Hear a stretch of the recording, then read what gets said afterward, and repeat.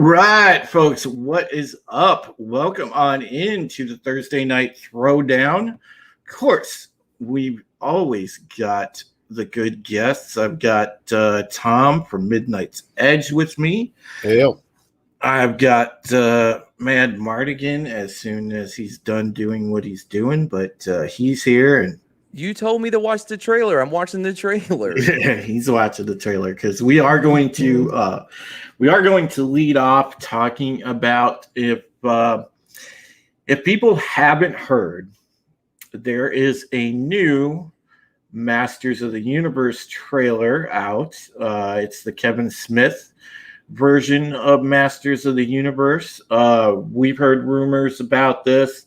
We've had stories about it on Bounding into Comics. Netflix put out the trailer for it today. And I'll say this, because I'm not going to play the trailer on stream, and the only reason I'm not playing it is because Netflix are those type of people to be prickish, and they would probably ding me for it. So I'm not going to play the trailer on stream. I'm going to assume that most of you have seen it. Tiki of Doom, hail, Parrothead, Tehillim, good to see you. Apollo Patriot, as always, brother, Rip the Shrimp, Critzable, the Crazed, Stone Cold Jeremy.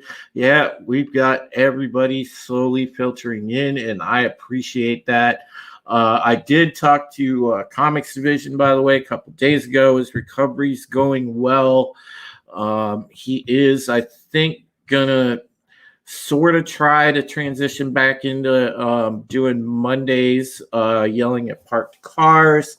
Also, he is going to do FNT for now, and then eventually, as soon as he's feeling better, he'll get back into Thursdays as well. But I'm holding it down for him on the Thursdays until he gets back. So I'm here with his blessing. I've got a link out to him in case he wants to make a cameo. Brew Morningwood, hail. Soul Assassin, hail. I love that name. That and Mr. Tickle Trunk. Those are like two of my favorites. Yeah, I know. Mr. Tickle Trunk's name is awesome. But yeah, as we were saying, the new Masters of the Universe trailer, look, I can tell you, it looks great. The animation is solid. Love that animation. It's not the usual crap. It's not Cal Art. It is good animation. But problem is, okay, there's still the fact that it is Kevin Smith. He's notoriously woke. Hail, Runner Studios, Cooper. Matthew Birkland, great to see you. Hey from Beirut, guys. I would kill for a good pizza. Dude, I would kill for a good pizza. And I live in the States where we have pizza readily available, but I just don't have good pizza, unfortunately, by me. Hail J. Lee. Great to see you. Master Sidearm says, so we hold the line. Nothing new. Hail from the ether. Hail to you, sir. So, yeah, I love the trailer, and it looks great. The only problem is it's the same old story, folks. I think that this is bait. They're showing you what they want to show you, and I think what you're going to see is a show about Tila. And Tom, what was your take on it when you saw it? The trailer or just the trailer first, and then we'll get into the wider discussion. But like most people, I thought the trailer looked pretty decent. I mean, I had a few reservations overall, but I mean, if this is actually representative of what we're going to get, great. But I have a feeling we're seeing a lot of the first part of this, and there's a lot more to this we're not seeing. But yeah. Yeah, Master Sidearms just brought that point up. Red Flag season split into two parts. First part will suck you in with all the He-Man. Second half might turn into He-Man. I would be shocked and pleasantly. Well, I'm not gonna watch this shit either way, but it would be surprising if they made it through an entire half without it going, without that switch, without that turn. You know, the swerve, bro. the swerve. It seems like that is the way of things with Hollywood as we get into as we get all these shows lately. You know, I haven't watched a moment of Loki, and I've heard very, very, very, very mixed reaction on that. Most of it, to be fair, on the negative side. Yeah, so as it should be. And welcome Maybe to it up. Vigilante Williamson. Vigilante Wednesday here on another episode of Thursday Night Throwdown. Happy to be here. How's Yeah, everybody doing? man. Good to have you. So, Vigilante, since you just got here, we're talking about That's what you sold us. the He-Man. Mhm. And did you see the trailer? I did not see the trailer. No, No, go I watch it. remember. I had can't to. remember on one of these shows we actually covered. Yeah. a lot of what was proposed, and I'm skipping He-Man. All right, fair enough. This is a bait and switch at best. 'Cause I know I'm serious. They literally said in the rundown we're doing is it 5 episodes and then it's going to be a shift. So they said this. So you're telling me there's going to be a bait and switch. So Yeah. I mean the first 5 episodes are going to be the best chance of getting anything close to what you remember as a kid, and then they will be swished and ruined, and it'll be the Tila show. That's what I expect. I hope I'm wrong. I hope I'm wrong for all the You're He-Man and Master of the Universe fans. But I don't know if you have the same drop that Comix has, but it'll be a lot of people going, what? Just like Skeletor, unfortunately. Yeah, I didn't actually play the trailer, obviously, because I don't want to get dinged Yeah. by Netflix, because they're those type of dicks. But Yeah. catch up on the chat here. Can't wait for Hollywood to shake this subvert expectations trend that is currently the norm. Yeah. No, but they're not doing it for like, they're not doing it for the benefit of the fan. You know what I mean? Because like they're in a way, like the subvert expectations can be like, you know, used in a way to like introduce something that maybe the fans weren't expecting, but that they're gonna like. You know what I mean? Like that's your point is like, you know what I mean, to change something, but to do it for the enjoyment. This is not trying to subvert expectations. This is baiting. This is Soul manipulation. Assassin, I think, is kind of spot on there. They're honey dicking us. Yeah, I think so, bro. Much like my ex-wife, looks good, but I can't trust it. You know what? I'll give them this because I have seen the designs. They at least designed and drew He-Man, and we don't always get that. We didn't get Steven Universe He-Man. We got actual He-Man. So that's like before he goes all He-Man in the trailer, like he looks soy as shit. You know what I mean? Well, they His wanted heart was to pumping Kool-Aid. they wanted to. Kind of had a. They wanted to do Prince Adam like very frail and kind of you know, like very like kind of just, you know, scrawny, so that it was more accentuated with the transformation when he became He-Man, because he was just as ripped as He-Man should be in the trailer. So, you know, I'm just afraid that he's going to take some of that beta energy with him after the transformation. You know what I mean?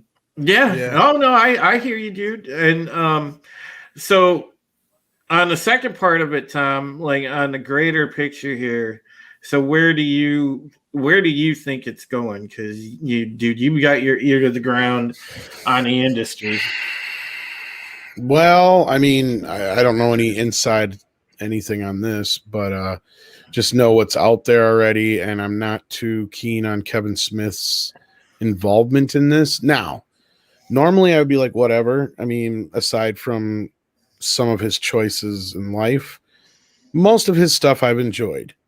And normally something like this, I'd be like, it's right up his alley. But he's made it noted on several occasions he's not a fan of He-Man, and it's well documented. But then as soon as this show comes along, he's like, oh, I fucking loved He-Man. Blah, blah, blah, blah, blah. I suck its dick.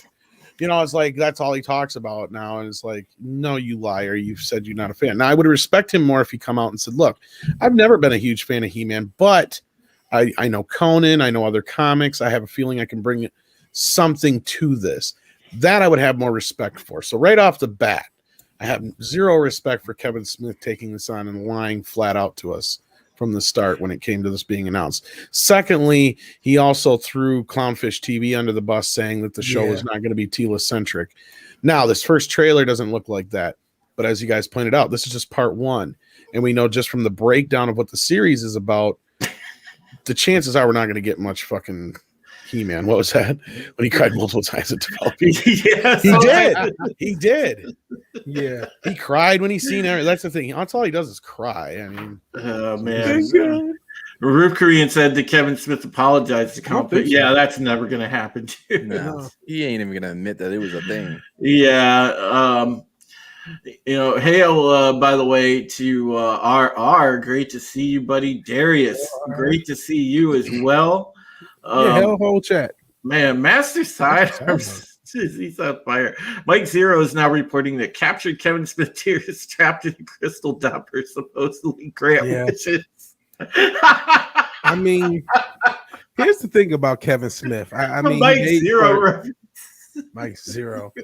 Mike Zero. Listen, Mike Zero's reporting is more accurate than Kevin Smith has good movies. I know that's a hot take, but like Kevin Smith made a few good movies and a bunch of meh ones. And you say he's not a fan of He-Man. Here's two things he is a fan of: Spider-Man and Batman. And when he got the chance to write them, he graped Black Cat and he made Batman piss himself.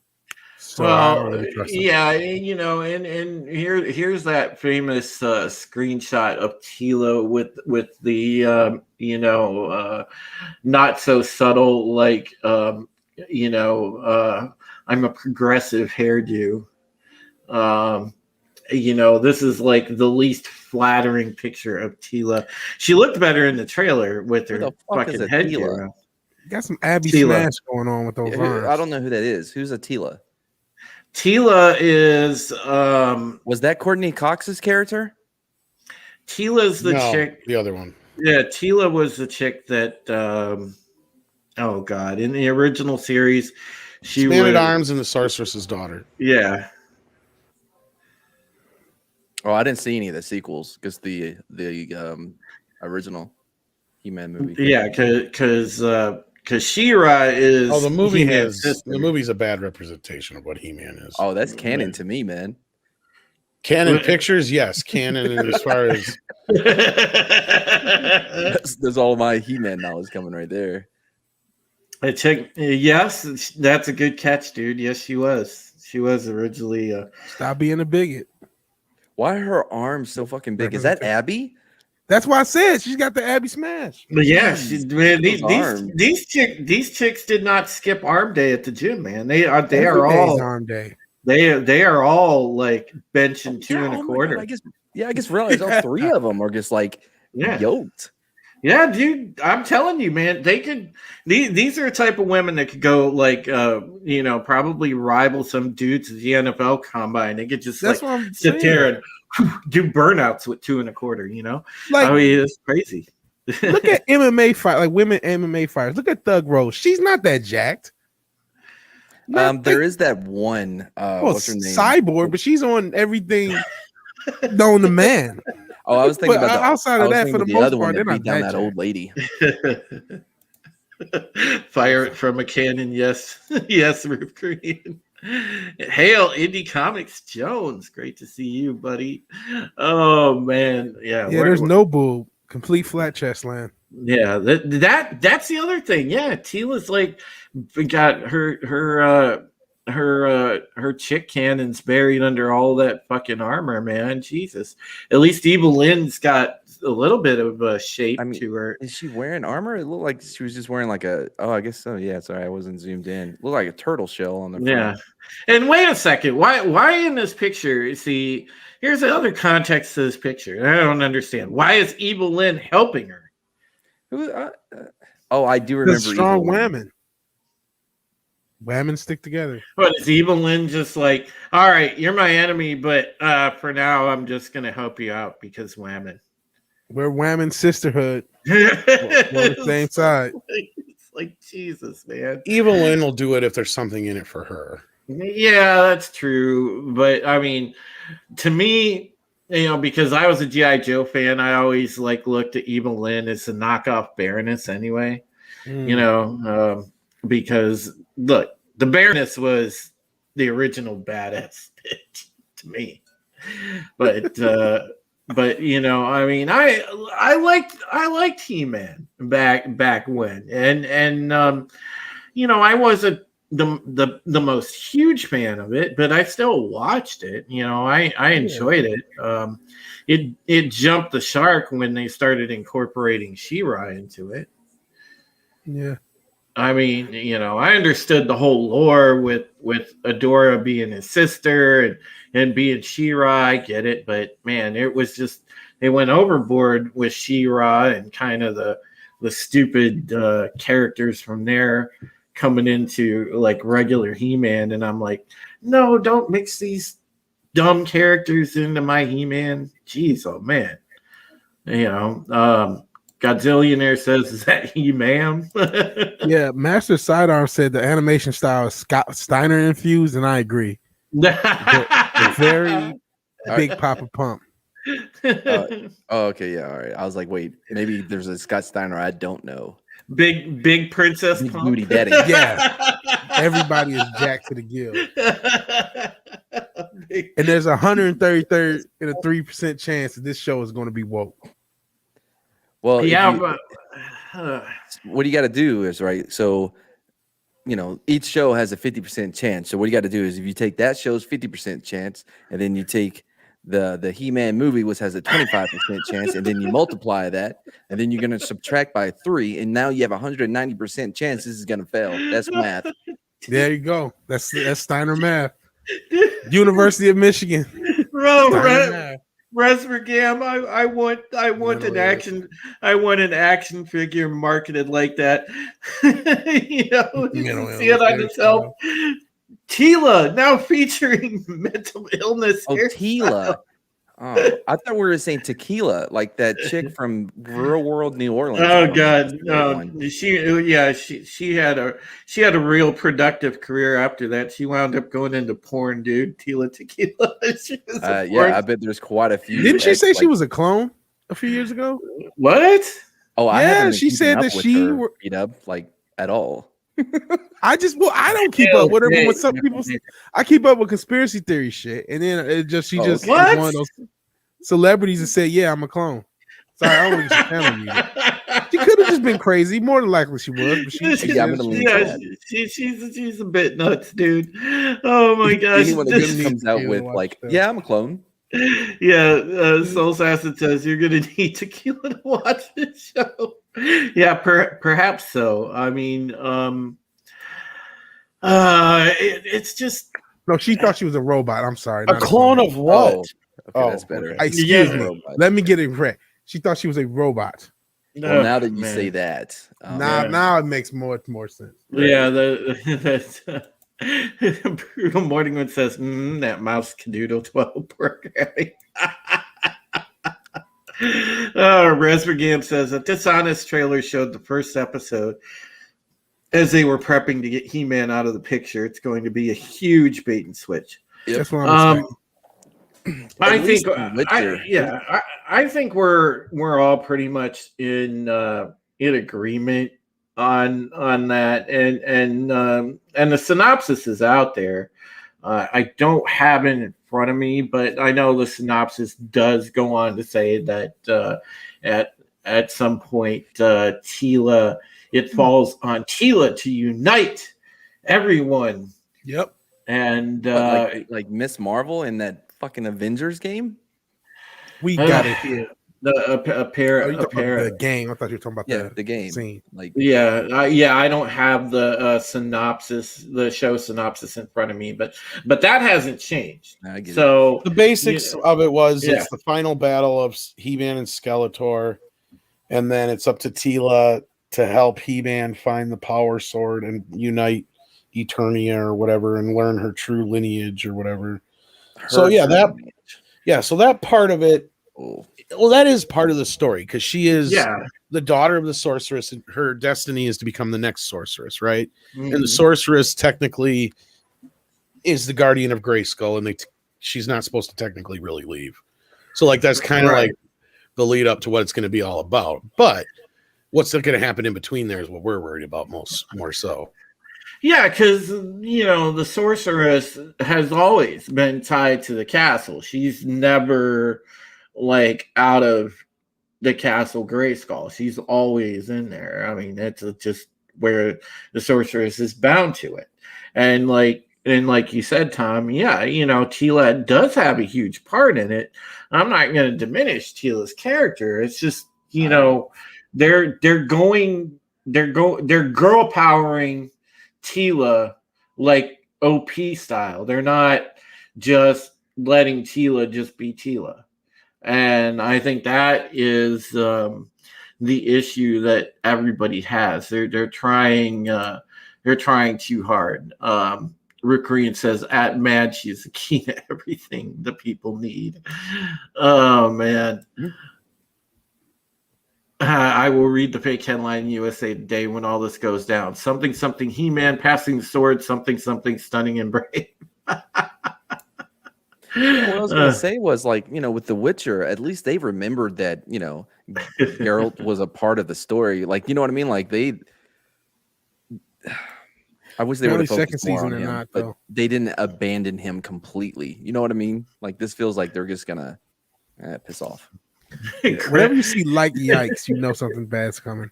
Principle of Grace. It's Beastman and He-Man who love each other. Yeah, that's it's true bestiality, Crit. Hey, it may be all three of them, Skeletor, Beastman, and He-Man. If you leave it up to the SJWs, no man. Oh no, I was thinking Beastmaster. Never mind. I was like, wait, what? That's a whole different thing. Yeah, did anybody, by the way, notice in the trailer, like the transformation was very Sailor Moon-esque, and I mean, all of it looks like Sailor Moon to me. And I'm like, why does He-Man? What does He-Man's transformation have to do with like Sailor Moon? It's going to be as painful as The Legend of Korra. Butch Tila and her race pet lesbian girlfriend will take center stage because He-Man doesn't need to be about a dude. Yeah. Like He-Man is so patriarchal. Right? Yeah. It kind of is the antithesis of everything they hate because, dude, He-Man in its pure form, it was pure testosterone. Well, now I think he is getting a little progressive. Like, what if he added he, him, man? That way he has his pronouns right there in his name. Oh, man. Seems pretty progressive. Hail the Authenticator. What is going on, dude? Great to have you. We're discussing He-Man. It looks awesome, honestly. Man. And hopefully it will wipe out the stink that was the She-Ra reboot from everyone's minds, and we never have to talk about it again. Maybe. Soul Assassin says he, him adjacent. So you're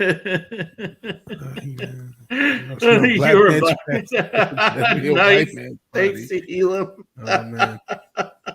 Also, Mark Hamill as Skeletor is genius, and whoever didn't think of that previously is a moron, and whoever did think of it this time is a genius by default. Well, listen, we've actually been discussing the trailer and also what's to come because the synopsis is still out there, and of course, we said that the trailer was cut together as bait, and what it's going to be is essentially Tila going and being the key to getting the band back together per se, and it's going to be, the series is going to go in a very Tila centric direction, and it's again, I don't have any problems with Tila's character because she has a lot to do with what's going on Eternia for sure, but they're purposely going to use it as a girl powered vehicle. And honestly, if it's well written and it makes sense within the story, I don't care, because like that's the big problem with all this feminist nonsense. It's the ideology gets in the way of good storytelling and good art. As long as it doesn't do that, I don't give a fuck. I have a little bit of a different problem. My problem is the women in it. That's usually where like I'm done. It's like gross women. Oh man, good evening and hail to radicalized Ryan. Great to see you, my friend. Awesome. Oh man, the chat is on fire tonight. You guys just never ever fail to disappoint. Like I should say, you don't disappoint. Oh God, man, my brain is like, I need more caffeine, and I don't have a pot of coffee made right at the moment. So, and I was late because my phone was charging. What you gonna do? Well, what you gonna do, brother? But yeah, this is great. 66 Starship Alien. Didn't you know She-Man is the way to go? Nice. Oh God. Yeah, dude. It's Roof Korean. Yeah. There's an army of women. That's really just what it's really just what hangs out around Eternia these days. It's become the new Amazon. It's a women only planet. Are we sure this just isn't? Are we sure it isn't Adam's harem? Because if a guy looks like that, it's entirely possible, and is technically royalty. If a guy looks like that, it's entirely possible he has a harem unto himself. Well, look.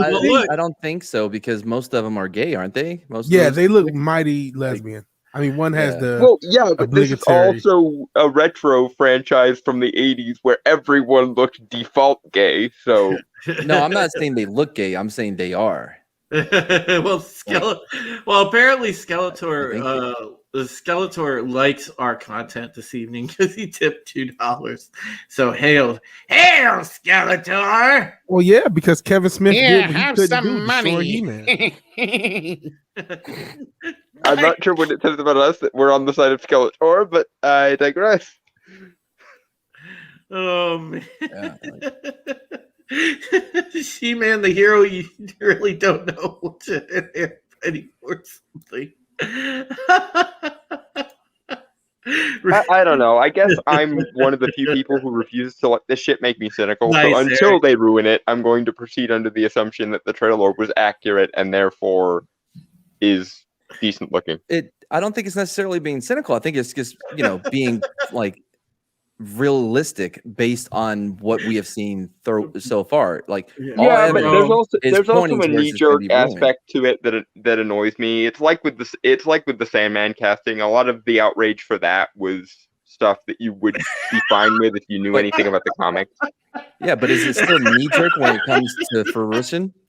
All right, wait a second. So this is just really all a Freudian thing, and it's like Raspberry Gam said, that there's a dude named Fisto. Take from that what you will. Fisto is technically Tila's real father too. Oh God. Again, 80s retro franchise where everything was default gay. So yeah, and as Chris Oswald the Craze mentions, Fisto ran around, chased young boys in the forest while shooting white goo at them. So yeah, there was also. So wait, you guys remember that really shit? Like when we were buying He-Man figures in the 80s, you guys remember that shitty repackaged He-Man that was like, they charged full price for, but it looked the same as He-Man, but it was blue. It was called Faker. It's like. They got that blue He-Man running around Faker, and he's blue because he got blue balls from faking all the orgasms. So the real thing, the reason that I'm cynical is really the synopsis beforehand. So when thank you so much for the $5. Drew has lost it. But no, the synopsis beforehand is what made me cynical. It's when they said that, there's going to be the first 5 episodes, and then they literally say there's going to be a shift. And in that shift that Tila's supposed to get everyone back together. Now, to be on the less cynical side, getting everybody back together is not the same as necessarily being the quote unquote key to everything. They could just be, the more positive one and getting the group back together after some dramatic event. And it could be well written. Another reason I'm cynical is Kevin Smith made Batman pee on himself, so I'm worried about him screwing it up in that way. But I hope I'm wrong. The thing is, though, Kevin Smith, whatever else you may think of him, he's a massive nerd. And I think he has enough He-Man nostalgia that he's not going to create something that He-Man fans wouldn't be at least somewhat satisfied with. No, I disagree. I disagree. I think he uses his nerd credit that is pretty much all like worn, like it's done now. Is he a He-Man fan? No, Kevin Smith is far from. That guy has enough like public relations like flip flops when he's talking about stuff. He's all of a sudden a fan when he's working on IP, but up until then, oh yeah, he wasn't really a fan. But then he's a fan when he's working on it. Sure, yeah, credibility, dude. He has as much credibility. He uses that nerd cred that we have given him over all these years to his benefit, and like no, you can trust me, you can trust Kevin. What's he gonna do? Then, Kevin says that he loves the new Star Wars sequel. It has to be good, right? Like he was, he's a big Star Wars nerd. He's not gonna lie to us about The Last Jedi. 66. Did he prop up The Last Jedi? Because I don't pay enough attention. He made him cry all the way to his period. Yeah. Did he cry about The Last Jedi? He cried about everything Star Wars. Yeah. Trailer. Hail Darth Haster. All you gotta do is say he's Star Wars. Also been a stoner for 20 years. I'm sure his brain is fried beyond all reason. Yeah, hey, I resent that. Yeah.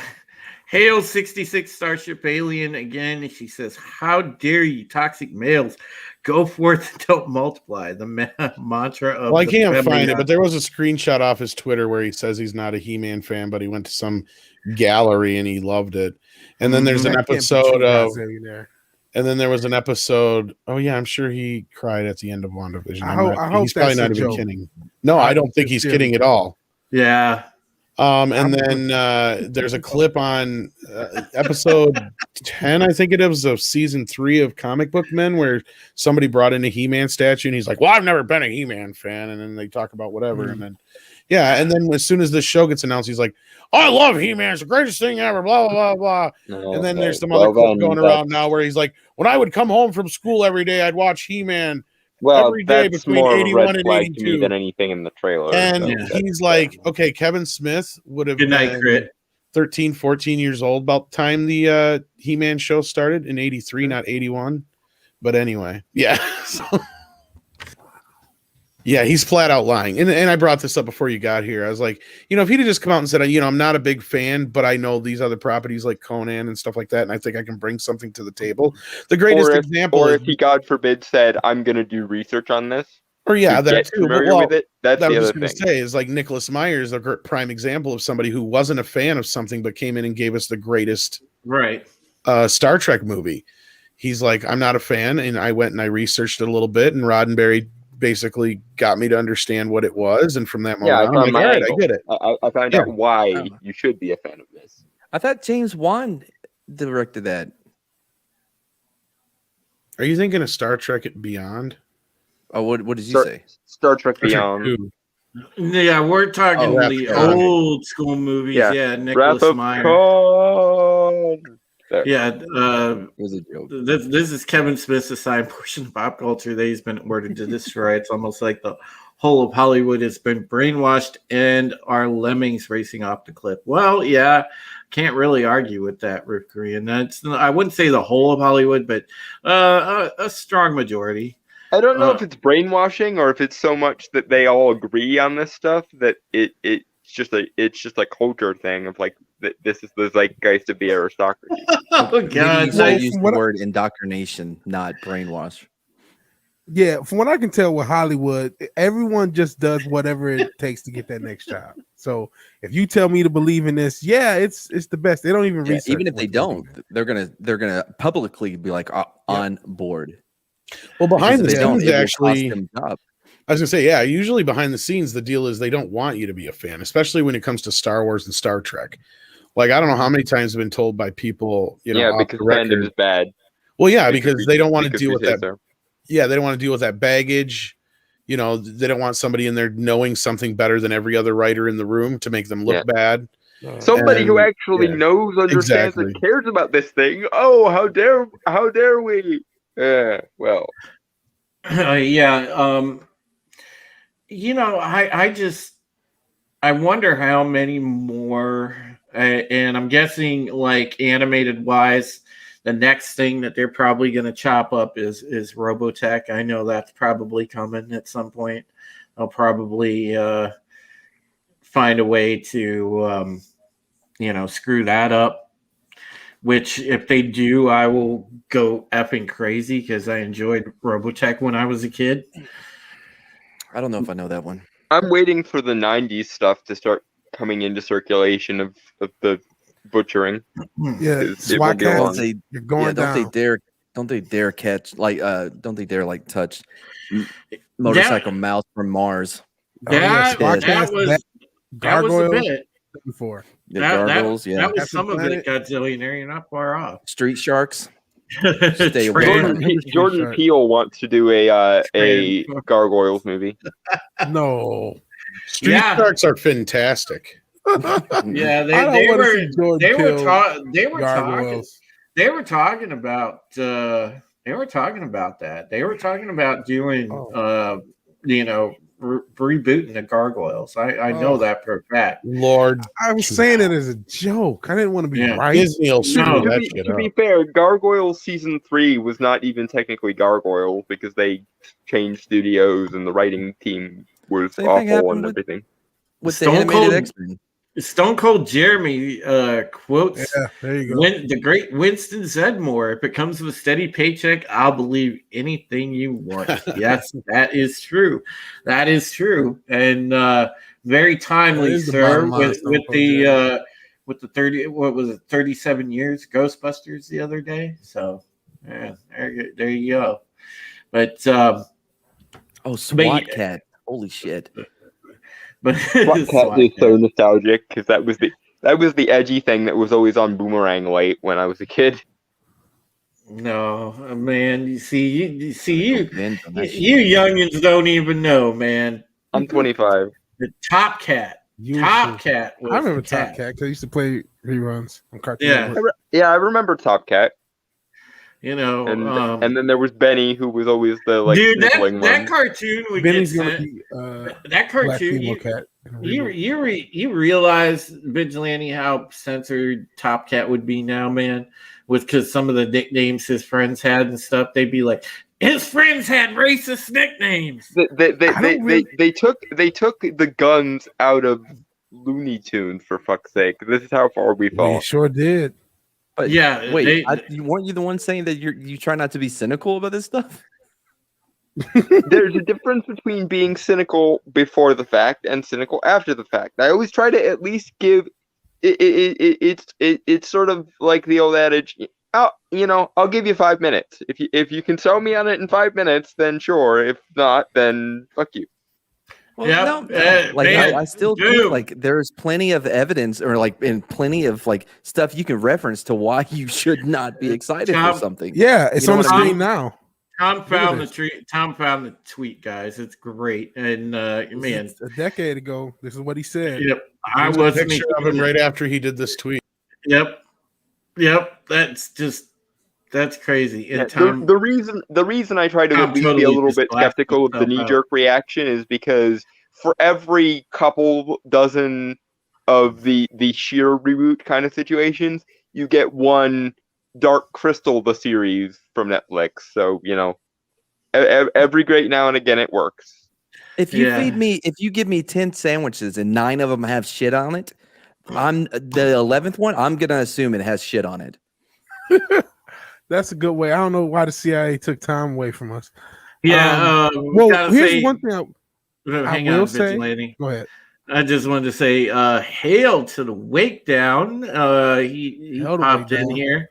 The next step will be a direct assault on manga and anime, says Root Korean, along the lines of the Aussie levels of censorship. They can't though. That's the amazing thing. Japan is red pilled on the SJW problem, or at least large swaths of Japan are red pilled on the SJW problem. No, if and Netflix, it pisses the SJWs off because Netflix, of their fetishization of foreign things. They love anime and manga, but they can't have any influence over it because Japan told them to kick rocks, basically. Well, you say that, but in case of I can't remember exactly because I'm not an anime well versed, but the distribution rights for a lot of anime are about to potentially go to Sony. I know Funimation. Oh. And Funimation has always been fucking things up. It's kind of a meme in the anime community. Funimation fucks everything up. Here's the thing why I can kind of agree with what Ruth Korean said, and that is the fact of whatever studios get their grubby paws on it to distribute can start screwing around in post and change what they want. And, that is never a good thing as well. Right. But that was always a problem. Remember One Piece? It was always sucking on a lollipop because they didn't want cigarettes involved. Because won't somebody please think of the children?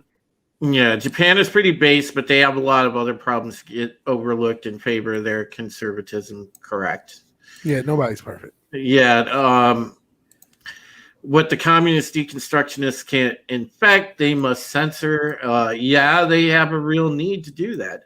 Hail 70s rock fan. Hail Good 70s. to see you, buddy. Real quick about that smoking thing. It's funny. When I was talking to Rod Laurie, he was talking about when he was when they were doing The Outpost, when he directed that. Like that was one of the things that they had to really fight for, was to keep the guys smoking in the movie because they really wanted to take it out. That's funny. Hail Adega. Great to movie, see by you, the way. buddy. It's on Netflix. Soul Stats and I agree. Entertainment has to go, or it will go, and it has to go underground and indie, at least for it to be good. Because I don't see anything coming out of corporations. Because one thing we have to remember, wokeness is a symptom of incompetence. A lot of this is, this is the hot thing to do. This is what we can do to look good for everyone else. Because remember, they don't really believe a lot of what they say. They're just believing it by committee because that's the thing to do in Hollywood. It's the culture effect. If five of your friends or five of your employers are all spewing this nonsense, then you even just by path of least resistance end up being like, yeah, I guess the wage gap exists, or yeah, I guess this, that, and the other. And then all of a sudden it's like, well, if you assent to the idea that the wage gap exists, then you assent to the idea that women have been oppressed throughout history. And if you assent to the idea that women have been oppressed throughout all history, then away we go with the women's marches, and then Black Lives Matter is next follow up, and so on and so forth. It's less of a people that are it's less of a cynical opportunism thing and more of a just they converted all the people in the high places first, and it trickles down because they can. What happens whenever they try to convert anyone to a new religion? So just catching up on these tips from earlier. Skeletor said, "What?" And what?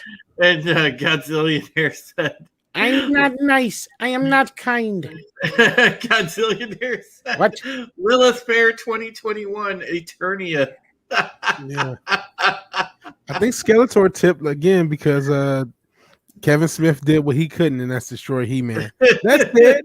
I do think the first few episodes are going to be even if the new He-Man is bad, it's not going to be anywhere near as bad as the She-Ra reboot. So, all right, let's see what Tom has. When I was a kid, I'd watch He-Man and Masters of the Universe when I got home from school.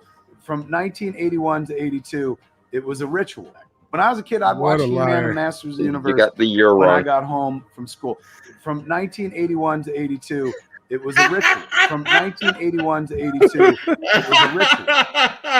Yeah, you should be very afraid that He completely lied, completely made it up. Admitted to It it didn't take me when he very was a long to thing. find this shit either, guys. Just so Yeah. you know. Oh my god! On top of it, but I do think we'll get to at least a bait. I do think we'll at least get some good episodes or some What? solid episodes to those who are a fan of He-Man. You'll get a couple of He-Man episodes, and then from the rest of it is going to go very bad. And don't talk Even about my just the evil waifu. animation and aesthetic is better than the sheer reboot, though. So if, Yeah, the if animation nothing and else, we'll at least get some decent art out of it. Anita Sarkeesian said she played games since she was a kid too. Oh God! Oh, and what's her name? Over Star Wars, man. They asked what her favorite Star Wars movie. She's like, all of them. Oh yeah, So, you know, she's Weinstein's old assistant, Leslie Headland. Yeah. Everyone like all knows the the Star correct Wars. answer is Empire. That shouldn't even be a hard thing to fake. Well, not is only a good that- point, Indie Comics Jones. Yes. The better gotcha question would have been, what's your favorite Star Wars character that's not like Darth Vader or something like that, or Luke Skywalker, and then that'd probably caught her. Or what's your favorite character prequel from the character. expanded universe? Yeah, there you go. There's a better question. Yeah. Mine's Mother Talzin, if anyone's curious. But Yeah, I don't know anything about the expanded universe. That would fuck me up too. But I love the movies. Well, here's the thing, and I think a large portion of the audience, you know, especially us, that, you know, kind of keep our, you know, an ear to the ground and an eye on, you know, what's changing in pop culture. I think a lot of us are kind of at this point becoming immune to the woke. We're so conditioned now that you know, we watch things going in assuming that they're going to be woke. Which is exactly why I try to keep myself isolated from the knee-jerk reactions a lot, because sometimes it becomes so easy to go, well, I'm sure they're doing this for wokeness. It gets to the point where I swear to God, someone who's never seen Power Rangers before might genuinely think that the reason the Rangers are rainbow colored is because of gay agenda or some shit. And I can't.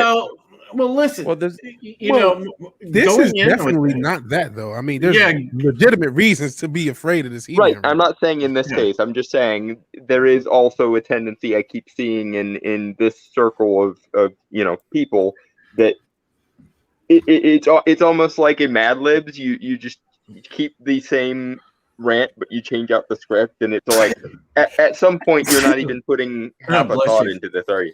I mean, but if it fits for the next, I thought I was muted. Yeah, if the shoe fits, you must quit. Right, like just because the same narrative keeps playing out the same way, and people are saying this is what it's going to be.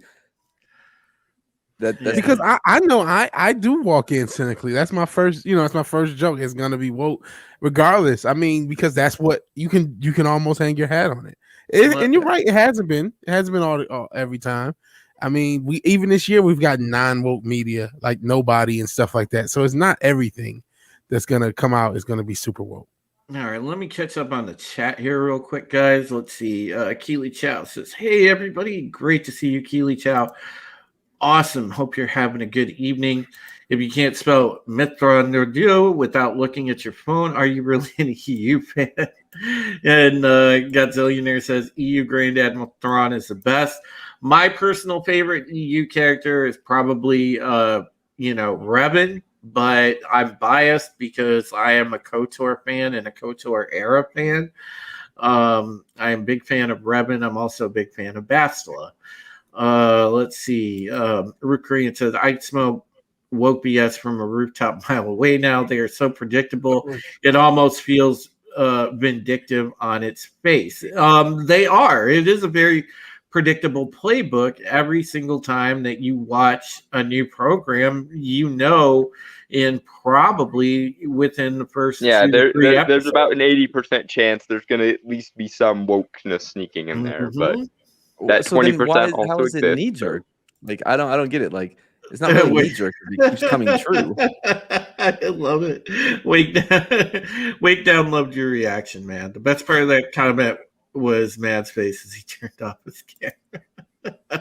Because there's a difference between seeing that something is going that way and being annoyed at that versus default assuming it's going to happen and then looking to confirm your biases regardless. Yeah. Hold on, but how do you assume something without seeing something from it. Like if you just say, "Hey," people do, trust me. The Sandman Like, casting is the perfect example. But that's I not, had to spend there's all of something that there, week though. defending some of the choices the Sandman casting made, just because people were knee jerk being stupid about it. And Why? they What didn't was wrong actually know with anything about the casting? comic. I need more context. What's wrong? What was wrong with the casting? People were whining because Jenna Coleman was cast as Joanna Constantine, thinking it was a Constantine gender flip when it wasn't. She's his ancestor.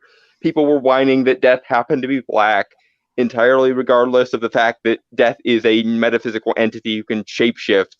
People were whining that Desire was gender fluid when Desire has always been a being that changes its shape depending on who's seeing it, because Desire is in the eye of the beholder. Yada, yada, freaking yada. It was a pain in the ass.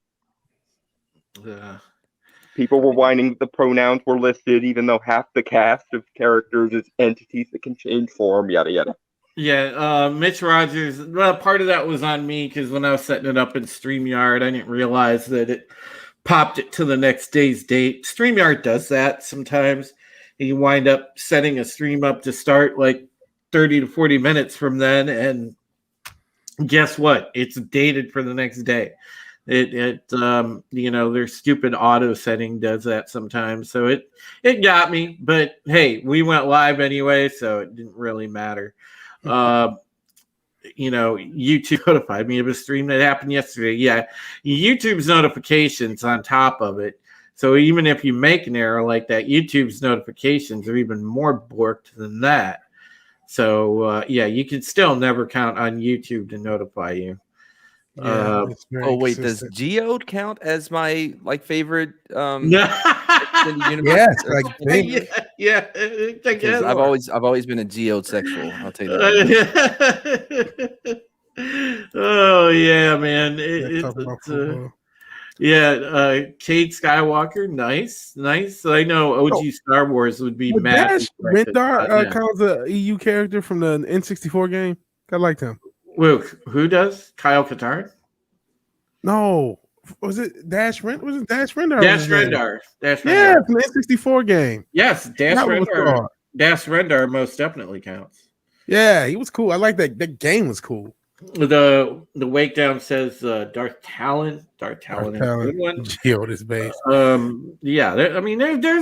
There's a lot that you can get out of the EU. But to get back on topic with He-Man, they're just going to continue to attack the classic properties. I'm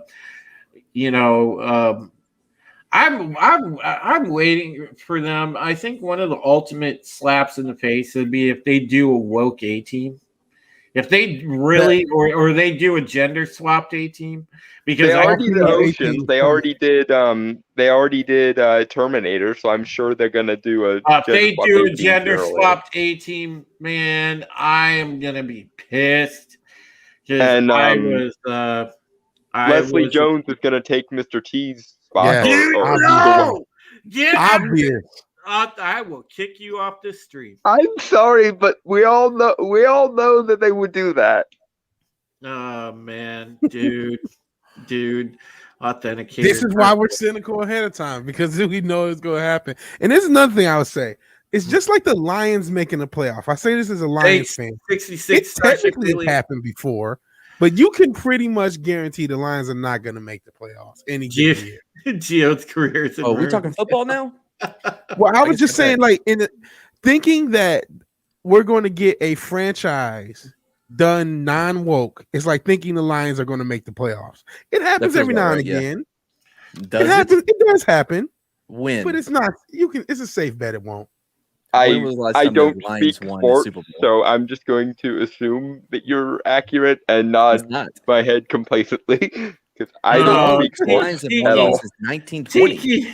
Tiki, what are you guys doing to me, man? Oh God! A woke gender swapped A-team would be one of my worst nightmares. Man, and yet it is probably also one of the most likely, unfortunately. The only thing The only thing that it's so obscure. I don't think that they'll go after it. Is Airwolf? I don't think that they'll make a woke Airwolf. Have you seen some of these Geode comments in the chat? Yeah, great. Geode's career is in ruins. Yeah. And Tom would tell me if he heard if there was a woke A team or Airwolf, and I'm sure that there isn't, thankfully. If they ever do that, we'll organize a stream that will just be a eulogy for the A Team franchise. I don't know, dude, that feels like a knee-jerk reaction. Well, listen, I saw the most recent movie back when it came out. They had Bradley Cooper in it and Liam Neeson, and it was a decent movie. It was a decent movie. They had original Murdoch had a cameo in it. Falling in a tank and maneuvered it by shooting it in the air. Yeah, they did. He did a Fast and Furious stunt in that movie, which was so cool. Great. Yeah, Geode is a chip off the old quarry. Keely Johnson, being a Lions fan is more painful than being a Cowboys fan. It is, yeah. Hey, listen, you guys are looking like us. I can't complain about my team because, listen, I went through the worst BS of all time being a Browns fan. And this year, I have hope because we're a Super Bowl contender. So, yeah, Rampage of Mr. T in that 0-1. Yeah, Rampage did good as Mr. T, dude. He did. He did all right as BA in that movie. That movie's not bad. There were some people that were hardcore fans that were like, "Oh, this movie sucked." I was like, "No, the movie was pretty good." Yeah, if you haven't seen the Mr. T after school special, we took a look on Street Smarts. He sings a lot, actually. Yeah, let's sing's a stretch. Let's see, another monster. Hey, buddy, great to see you, man. Hey, monster.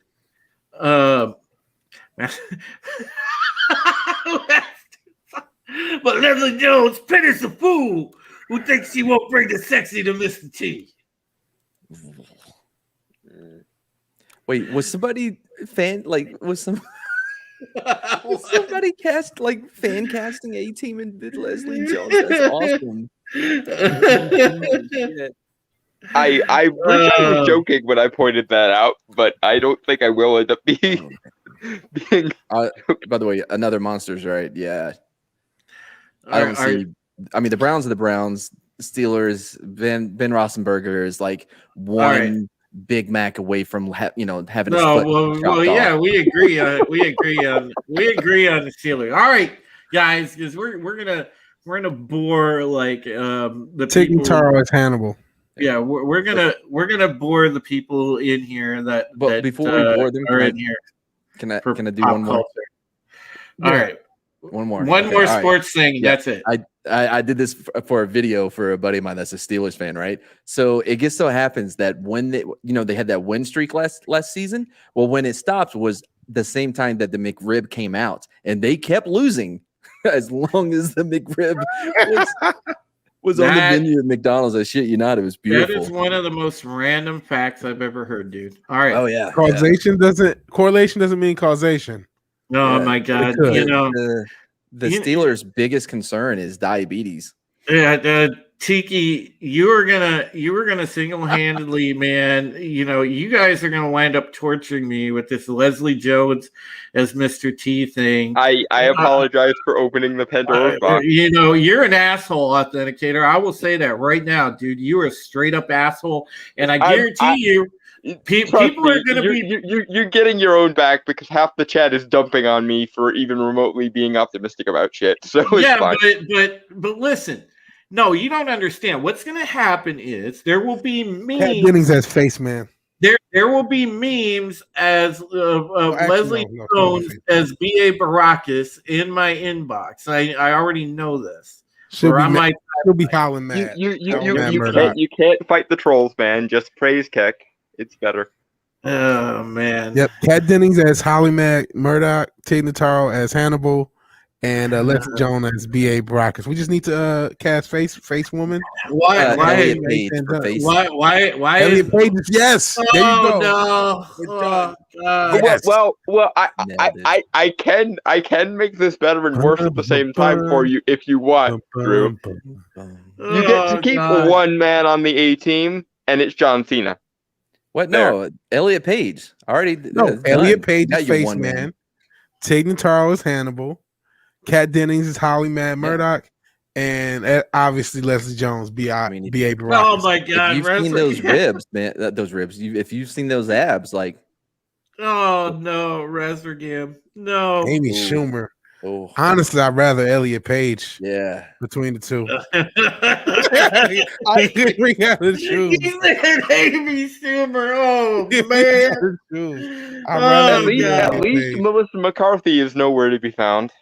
Oh Yes. my God. Master We're going to Sider. try to make it serious. Hey, Sort of. Roof Koreans, like I like the Clubber Lang Obviously. thing. Yeah, But- yeah. Rocky would lose in that one. If Leslie Jones was Clubber Lang. God, Billionaire says, stop speaking this ultimate to existence. There was actually, and I'd have to go check the YouTube video again, but somebody on the A-Team intro video, somebody said they were triggered because the beginning of it has like a machine gun firing, and somebody said, "I'm against gun violence." That's offensive. Then why in God's name are you watching the A-Team? Somebody left a comment to that effect on the video for the A-Team intro. Like somebody was just randomly watching the A-Team intro and got triggered because of the machine gun sound effect. Think about that for a minute, folks. I mean, it's just out of anything to get like really upset or up in your feelings about, you're gonna get mad over that. I like saw watching Rambo and getting mad about gun violence or something. Well, the first one. I saw like the other day somebody was commenting about Loki, and they wouldn't use murder. They did M word because they wouldn't even type murder. M word? Yeah, I was always under the assumption that M word, they don't want to say midget. You know what I mean? I didn't know like you can just do that for anything because that gets confusing. You know what I mean? Even Avatar used the word kill, for fuck's sake. Yeah, I was like, oh man, he totally got M word. He got midgeted. I don't know how do you do what they shrunk him? What's happening? Yeah, man. Like it gets confusing. Mitch Rogers, yes. If anybody remembers, like the 18, like if you watch the show proper, okay, nobody in that show was a good shot. All right, there wasn't anything actually. No people were hit because they were so inaccurate. Oh God, it's red rum, not red rum. That's mooter. Yeah, a mortar. Mooter. Mooter. Okay, I got you. It took me a second. I was like, wait, hold on. Like, I thought that was leaning into certain letters of the alphabet that are known, like, to think that people energy like from kid. You get what I'm saying? I thought that's what it was. I was like, no, that's not it. Oh man, Hail 420 just tipped $2. Thank you. That's a tip. Yeah. Wow, man. We're just rolling on this. Because I heard something too. I know that there is also a Highlander reboot coming. Mm-hmm. We've discussed that before. Well, don't be cynical now. Actually, Tom, isn't there some steam building on that Highlander reboot? Okay, who's behind it? Henry Cavill. Yeah, hell yeah. Is in talks for it, or very solid talks anyway. He even posted something on his Instagram. Mm-hmm. Otherwise, yeah, they've had one of the directors from John Wick has been attached to it for little bit here, and Which one? Okay, now see, this is exactly why you shouldn't default to cynical, because that actually sounds decent. Yeah. no, I'm holding out a little hope. I mean, Yeah. I'm sure Henry Cavill will play like a Duncan MacLeod equivalent more so than a Connor MacLeod equivalent, but he'll have some young, spunky female who will save his ass every other scene, so he'll be fine. Agreed. Like Henry Cavill, like I'm on board, like because when he was announced to be the Witcher, right, Geralt, I was like, hashtag not my Geralt. And the first time I heard him go, Roach, I'm like on board. That's my fucking Geralt. You know what I mean? Won me over immediately, dude. I'm good. He really did good with like the mannerisms and stuff, dude. Because he loved the game and the books. Yeah. And in all honesty, the conversation we should be having in relation to The Witcher is that he's a complete Elric of Melbourne ripoff, but that's a different story. What? He's a what? A banana republic? The Witcher is a complete ripoff of Elric of Melbourne, and Elric is better. Well, I've never heard of it, so I'm going to go with the Witcher. I'm going to go with The Witcher. That's not the problem with the show. The problem with the show is they sidelined the character that is named after. You know what I mean? Like, that's the biggest problem. I mean, the magic user always gets a little bit more play than the warrior, because magic is more interesting than fighting usually. No, the character that I came to see is more interesting than characters I didn't. Yeah, Mardigan, you expected a Witcher story in current year that didn't focus at least somewhat on Yennefer. I didn't expect it. But I'm just saying that as long as it focuses on Yennefer's assets. I have not watched The Witcher, I'm not sure how good it is. So I liked it a lot. Like you just gotta kind of the other stories, it's fine. You know what I mean? You just kind of gotta bit and like just get through it. Well, they wanted to turn Witcher into Game of Thrones is the problem there. So they had to create the expansive cast in order to make it Game of Thrones. Oh my God, Master Sidearms. In 2021, an activist actress corps was sent to prison by a YouTube court for a crime they totally committed. These women promptly escaped from maximum security stockade to the Hollywood underground. Oh my God. God, that is like comment of the night. I love it. I love it. Oh, Jesus. Another monster said, my honest opinion, the Witcher books are more about Ciri. I would tend to agree from the stuff I've read in the books. Well, that's what y'all get for reading. The game was all about Geralt. So, yeah. Books lose again. By the way, Mardigan, you have number one, you have the bridge for a second because I got to use the restroom. Actually, I just want to make one point about Witcher. At least if you read between the lines, and they were pretty honest, obvious lines, it does not sound good for season 2 because Henry Cavill all but said, I wanted to be more focused on, The Witcher, and that's not what's going to happen, but I tried. That's all. He all but said that. At least he's being honest about it. You know what I mean? At least he's not Kevin Smithing us, or you know what I mean? Like he's being upfront. I won't be worried about it. But again, I did not watch it. I cannot comment on it. But just that interview, which was a bit surprising. I'm surprised he was even that blatant. He didn't say in those quite those terms, but he was still a lot more blatant to wanting the show to go in one direction, but it not being that direction. Yeah. But you know what? You never know. Authenticator is at least somewhat right on that. You never know. So if you guys like the first season, we'll see about the second season. But bait and switch, that happens quite a bit too. So we'll see. All we can do is see. Believe it or not, I've actually been watching movies with subtitles a little bit more than I normally do because I hate to read, obviously, like most people. And like the raid is really what, like, okay, I can do subtitles. You know what I mean? Mm-hmm. I've heard that was good. I haven't seen it though. What you still the Raid and the Raid 2 are fantastic, amazing movies. I had to check them out. You hate to read, but you call me stupid for not being default cynical on everything.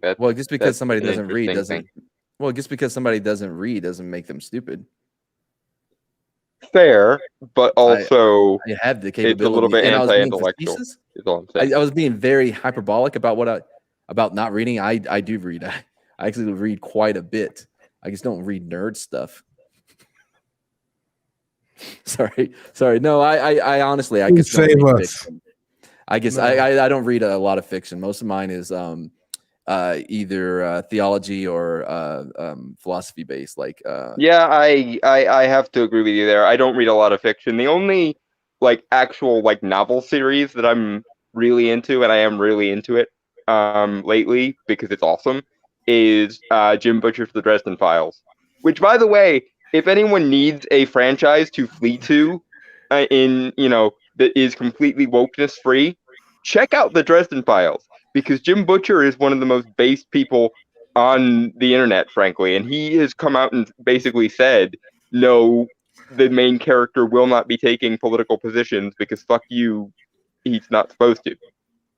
Was basically somebody literally asked him to take a position on Trump or anti-Trump, and he's just like, the character that I wrote doesn't care what your political affiliation is. He only cares if you're human and in need of saving from supernatural things, basically. It's also a really well-written series and a really awesome pulp detective story that has fantasy and magic elements in it. So there's that too. Yeah. Well, I mean, we need stuff right now because of the way that there's just far too much of this stuff out there, and I know Tom is getting ready to bounce because I know it's it's about 5 minutes to 1 here on the East Coast. So and Tom might actually get some sleep. So I will let Tom say a few words on the outro. Yeah, it's just getting a little late for me here and getting old, and I need to get some sleep. It's fun hanging out with you guys. Other than that, you know where you can probably find me, Midnight's Edge and After Dark and all that good stuff. And check these guys' channels out and, you know, send some love their way. Yeah. Don't worry about me. Yeah. Thanks for coming in, Tom. Much appreciated, dude. No problem. Just beware the Drew. You always know what's going on, and I knew you would bring some great takes to the table when we were talking about He-Man and all this stuff that's going on with that. So I appreciate it big time. So see you later, Tom. Real quick, Attica. I said that right? Yeah. I feel like I use hyperbolic correctly. I believe that like someone can use hyperbole, or someone can say something that was hyperbolic. I believe like that is the correct use of that. There is one meaning, it was like mathematics bullshit, but I feel like especially if we're talking just in the lexicon of real quick, what the breakdown said, hashtag Justice for Mead Radio. Yes. Okay, and addressing something that that Resurgent said in the comments. No, the Sci-Fi Channel series had nothing to do with the book. So if you hated the sci-fi series like I did, then you're in luck because the books have almost nothing to do with the series. Yeah. So I want to get into some of the some other stuff because you guys know me. You guys know I talk about what's going on in the world and whatnot, and we've done our pop culture, and now we will sort of shift to talking about the real world. And first thing I know I was going to cover tonight, because I had it on the thumbnail, was congrats on 600 subs. You made 600 subs. Yeah. Oh, hail. Nice. Thank you so much. I didn't even know I hit that. Boom. So wow, that's kind of awesome. Wait, So would you use thank words? thank you guys so much for the continued support. Much appreciated. But yeah, let me share this before I boomer it. So all right. Yeah, this happened earlier this week. There was a lady that works for the New York Times and is also an MSNBC contributor, Mara Gay.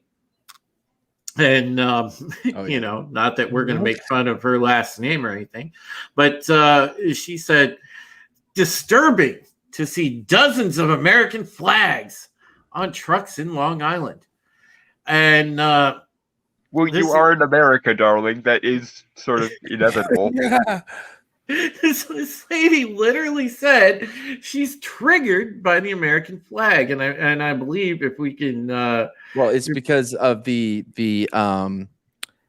association of America and whiteness, and her overall point was that we need to separate whiteness from America, which is just never going to happen.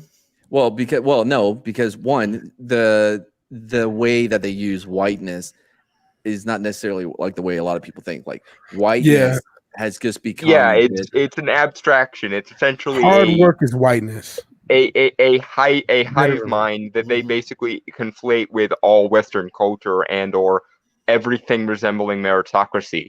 Anything that goes against anything that goes against what they believe is whiteness. Showing up on time is whiteness. Yeah, I'm not joking when I say any of these things. These are all off of a Smithsonian document. Everything I'm saying. Yeah.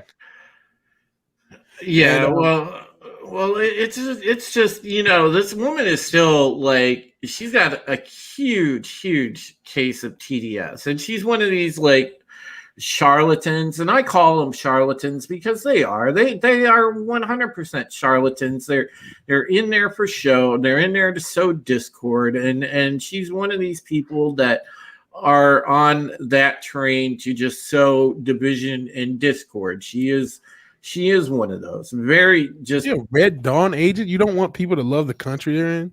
Yeah, I mean that's what they're doing. That's exactly what they're doing. You know, that remake wasn't half bad. Like you know they had to switch all the flags, right? Like at the last minute. Oh yeah, I know that they changed the enemy to North Korea. Yeah. Because the original enemy was China. Yep. And again, bend the knee. I gotta say, I did like the part. Spoilers for this movie, like when Chris Hemsworth just gets like a shot out of nowhere. Like it really did come like it was on the like Samuel Jackson level of not expecting this shit to happen. Well, sorry for ruining that one. Too. What we need to do. Okay, for somebody like Mara Gay, we need to go and start a collection for her and buy her a plane ticket to a place like Venezuela, a place like Iran, somewhere where there'll be no North American Korea, flags. There'll be no American flags there. And by the way, they just might kill her for being female. They might throw her off a roof. So, hey, go ahead, give her a one-way ticket to one of those countries and let her see how she likes that. I sort of doubt that they'll throw her off a roof for being female. Usually that treatment is reserved for the gay. Well, I don't know, Authenticator. If she's a black female in China, and they're notorious for the way Chinese do have a thing. So yeah. Let her go there and see how there's it is. certain countries. If she goes, she has to be covered up in the Middle East. So I think there's countries she would not like to be.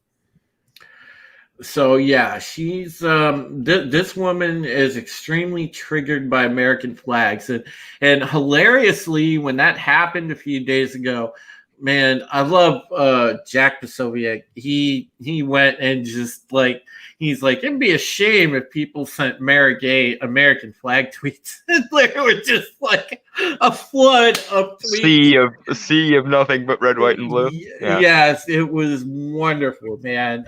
People just like absolutely bombarded her with American flag tweets. And you know what? That is what you have to do with these people because they are just so filled with hate and TDS and just moral indignation. Yeah, exactly. It's just, you know, they're so out of touch with actual American values or what it means to like live in this country. Yeah, because they're the aristocracy. That's the thing. The aristocracy is always out of touch with the peasants. You know, they would sit there and take somebody like, you know, man, and he's a veteran, and they would bag on him for being, you know, a veteran these days because anything militaristic is by default fascist. Well, no, but be careful though, because I'm step black, so step black. Yeah, my stepdad was black, so nice.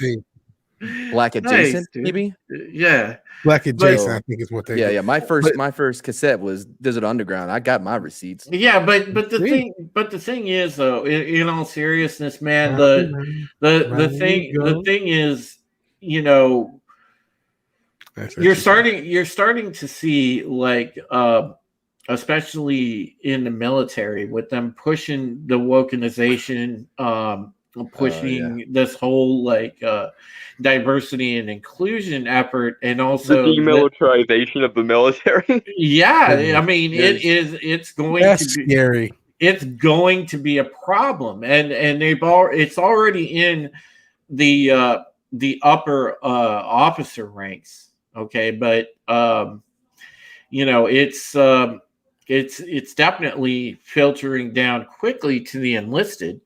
Because you got always do it. Yeah, that's because that's how you always convert a populace to a new ideology or a new religion. You convert whatever the equivalent is to their kings and their priests. So if it's officers, then you convert the officers first. Yeah. No, go ahead, buddy. Oh, I was just talking about the whole military thing. Yeah. You can go ahead.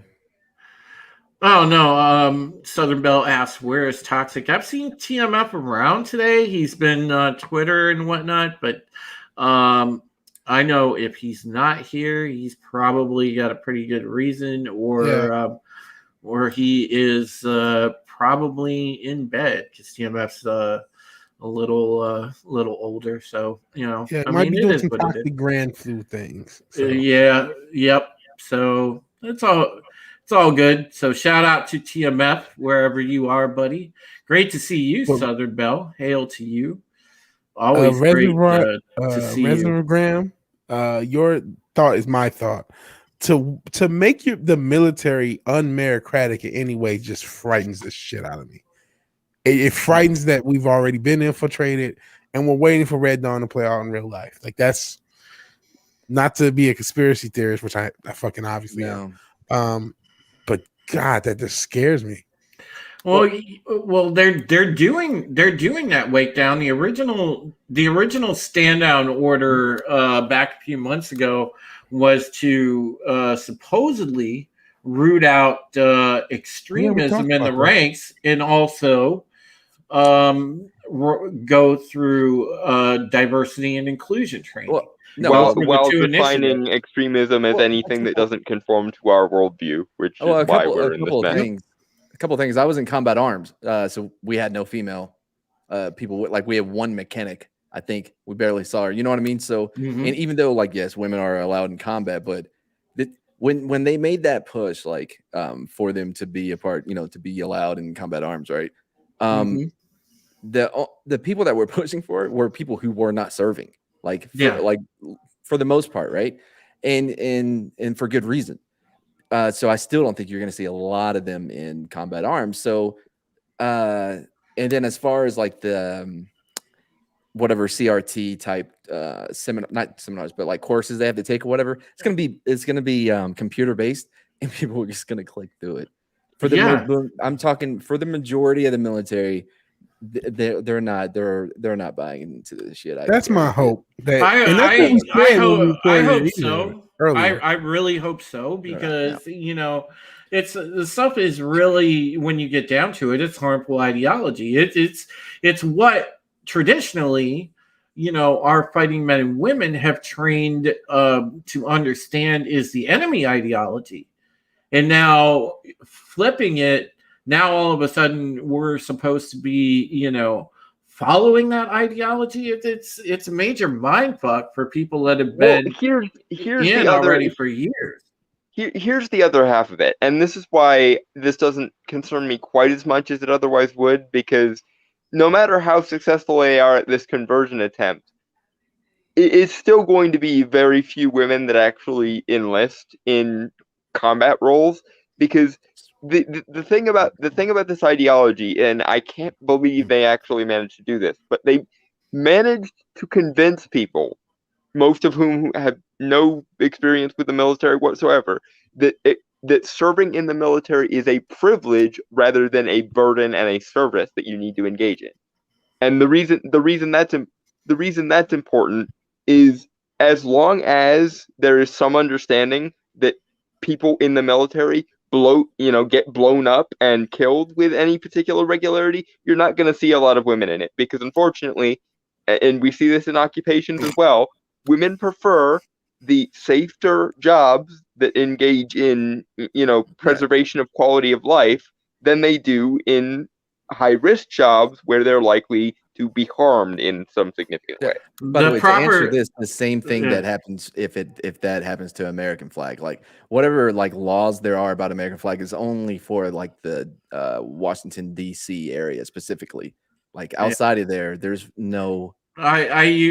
Tree Rock Creations. If that, my personal opinion is, you use it to cross a puddle. But use that flag for. But the biggest like effect that is this whole women going into like the Rangers or whatever is because they had to continuously lower the bar to complete that that school, right? Because like women just weren't doing it, they just weren't able to do it, so they lowered and then finally one made it, and then it was forever, and then they had to lower it a little bit more, so two more made. So that's the problem, and that holds true throughout. That is fundamentally the problem, because I don't think anyone here has any problem with women serving in the military, but I think that any woman that does serve in the military should have to meet the same fitness and standards and requirements of everyone else, because regardless of gender, regardless of race, or regardless of whatever, the standards are there because those are the standards that actually turn out the merit. I disagree. Rip Korean makes a great point. Life obstacles don't matter when the lead's flying. Yeah, if you're under fire, okay, all you care about is that the person next to you is competent in their training. So here's what can happen though. What will happen is morale. I mean, I think it does affect morale. Yeah, a lot of the people who may, what, I'm not gonna go in the military. It's getting too crazy. But real quick, I want to talk like often.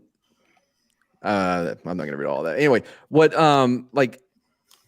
The thing is though, like, fuck, y'all made me forget my fucking point. Yeah.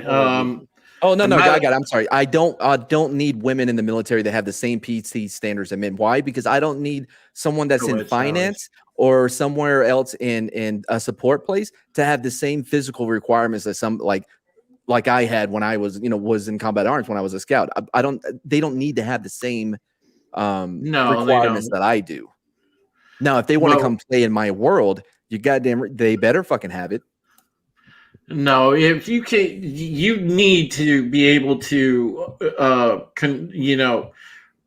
meet the standard of your unit. So if your rating is and you are in a combat unit, I'm just saying, for the 1% of 1% of women that can meet that standard, I seen and want to join the military for whatever reason, I see no reason not to allow it. And there's there's plenty of jobs that they can do and that's fine, that are non-combat. But if you're in a combat unit, or if you're in a frontline unit, okay, then you better be able to meet the standards and requirements of what that might be, because guess what? That's a life and death situation. You may be under fire, and you most certainly will be one of the first units under fire if you were in a frontline unit. And you need to know, you need to know how to handle a weapon correctly. You need to know how to interpret and follow orders on the fly. You need to know how to use tactics. You need to have a working knowledge of tactical situations, threat assessment, the whole 9 yards. So you better be able to do that. And some women are great at processing that kind of information. Some women are great at handling weapons, but the majority are more suited for non-combat situations. Again, and that was never my point. I'm just saying that in addition to all the women who might want to go into service roles, if there is a percentage of women who A, wants to serve in combat, and B, can meet the standards of everyone else in combat, then I see no reason to disallow it. Yeah, and I have no problem, because that 1% doesn't really exist. We bring in another former veteran and my buddy Shellback TJC. What is up, Shellback? Great to see you tonight. Toxic Man Flu is in the house finally. Badge Guard works with X Division to provide explosive penetration. Yes, sir. And he sent the tip as well. He sent the $25 tip. Yes, thank you. By the way, so we're all much, kind of wrong on this one, Tox. because it is a God dang it, I forgot what they said. What did they say? It was it a non-gender? No, wait, it was what kind of battlefield? Fuck, what was it? Never mind. Not a good one. I have a question. What do you like? I'm gonna ask 2 questions, and the second one depends on what happens first. What is the current status of trans and gender fluid in the military? Like, what is that? Oh, let's see. I was going to ask if that's been talked about yet. I'm not sure. The problem. Sorry, go ahead. No, go ahead, brother. I was going to say the problem with that would be, or will be, is that the certain standards, certain regs, okay. Mm-hmm. If they go ahead and put up the green flag for the trans population, you're gonna have what we would call, like, the fancy word for it was malingerer. You'd have that certain population of male service members all of a sudden deciding they want to be trans, just so they can get away with abiding by female standards, which means that you've got which is another part of the problem. The standards shouldn't be separated. They should. No, they should be. No, the PT standards should be separated for women and men, because they are made of, like, they're not the same physically. Yeah. There's no problem with the women having a different PT test than the men, like what used to be. It was like that for decades. There's no problem with that. Mm-hmm. The only place that men and women are somewhat equal as far as PT standards go is the running section. Because there are some women that are like freaking Flojo, and there's some dudes that are like, Peter Griffin out there trying to freaking do a 40-yard dash. It ain't happening. But I'm closer to the Peter Griffin. Things like push-ups, pull-ups, that type of stuff. The difference is, because women aren't, women are more lower body strength, as opposed to us men who are, more upper body, or or we're more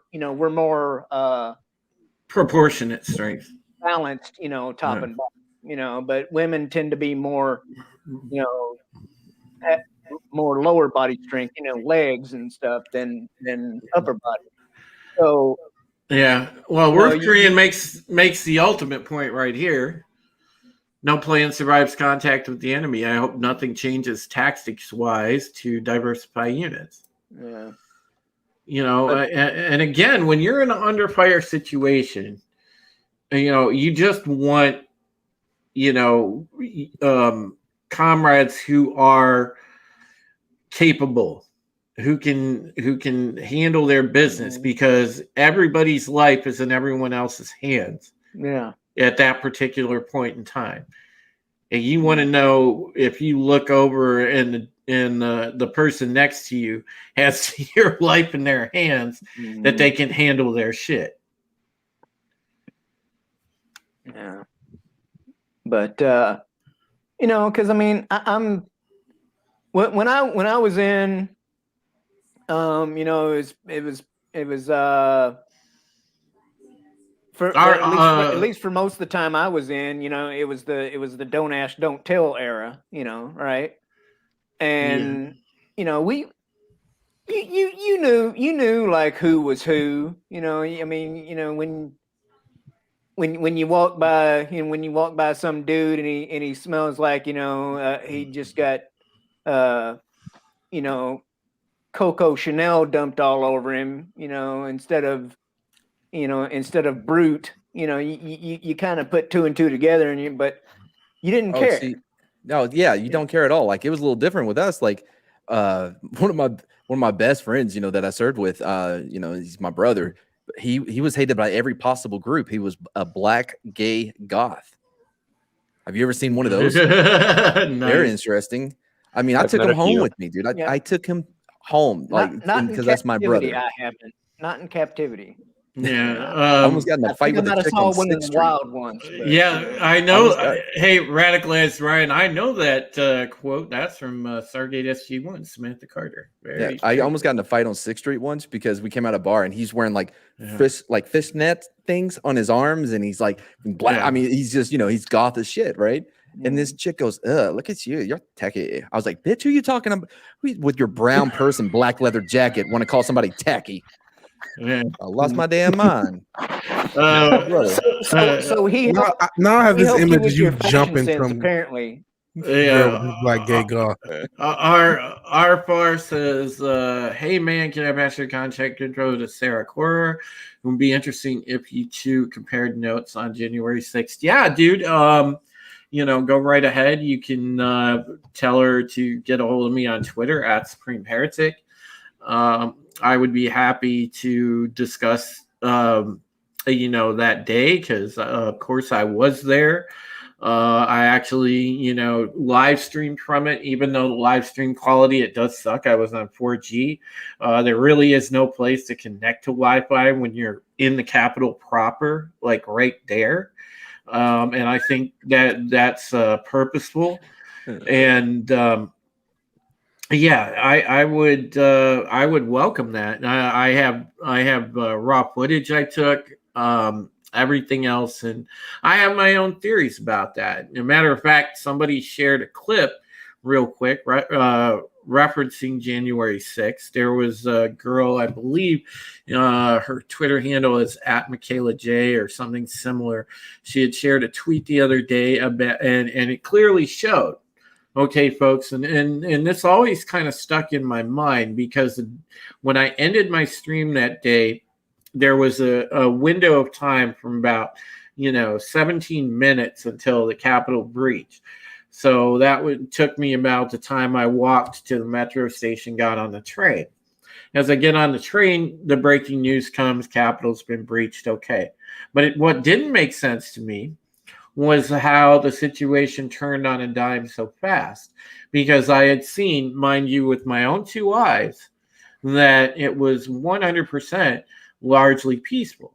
Now, it didn't turn on a dime that fast without agitation and or infiltration helping it along. And what makes sense about the video that I saw that Michaela J had found was that, you can see all the people with black bloc entering the Capitol building ahead of the supposed Trump supporters. So what does that tell you? Yeah, and here's the other half of the false equivalency. That the January 6th protest or incident lasted a couple of hours and only happened once.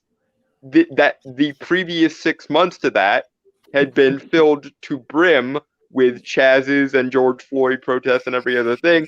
Nobody batted an eye, and most of them were larger than the Capitol incident by a nautical mile or two. I hard disagree here. I cannot disagree with you more. It was 2 years. Yeah.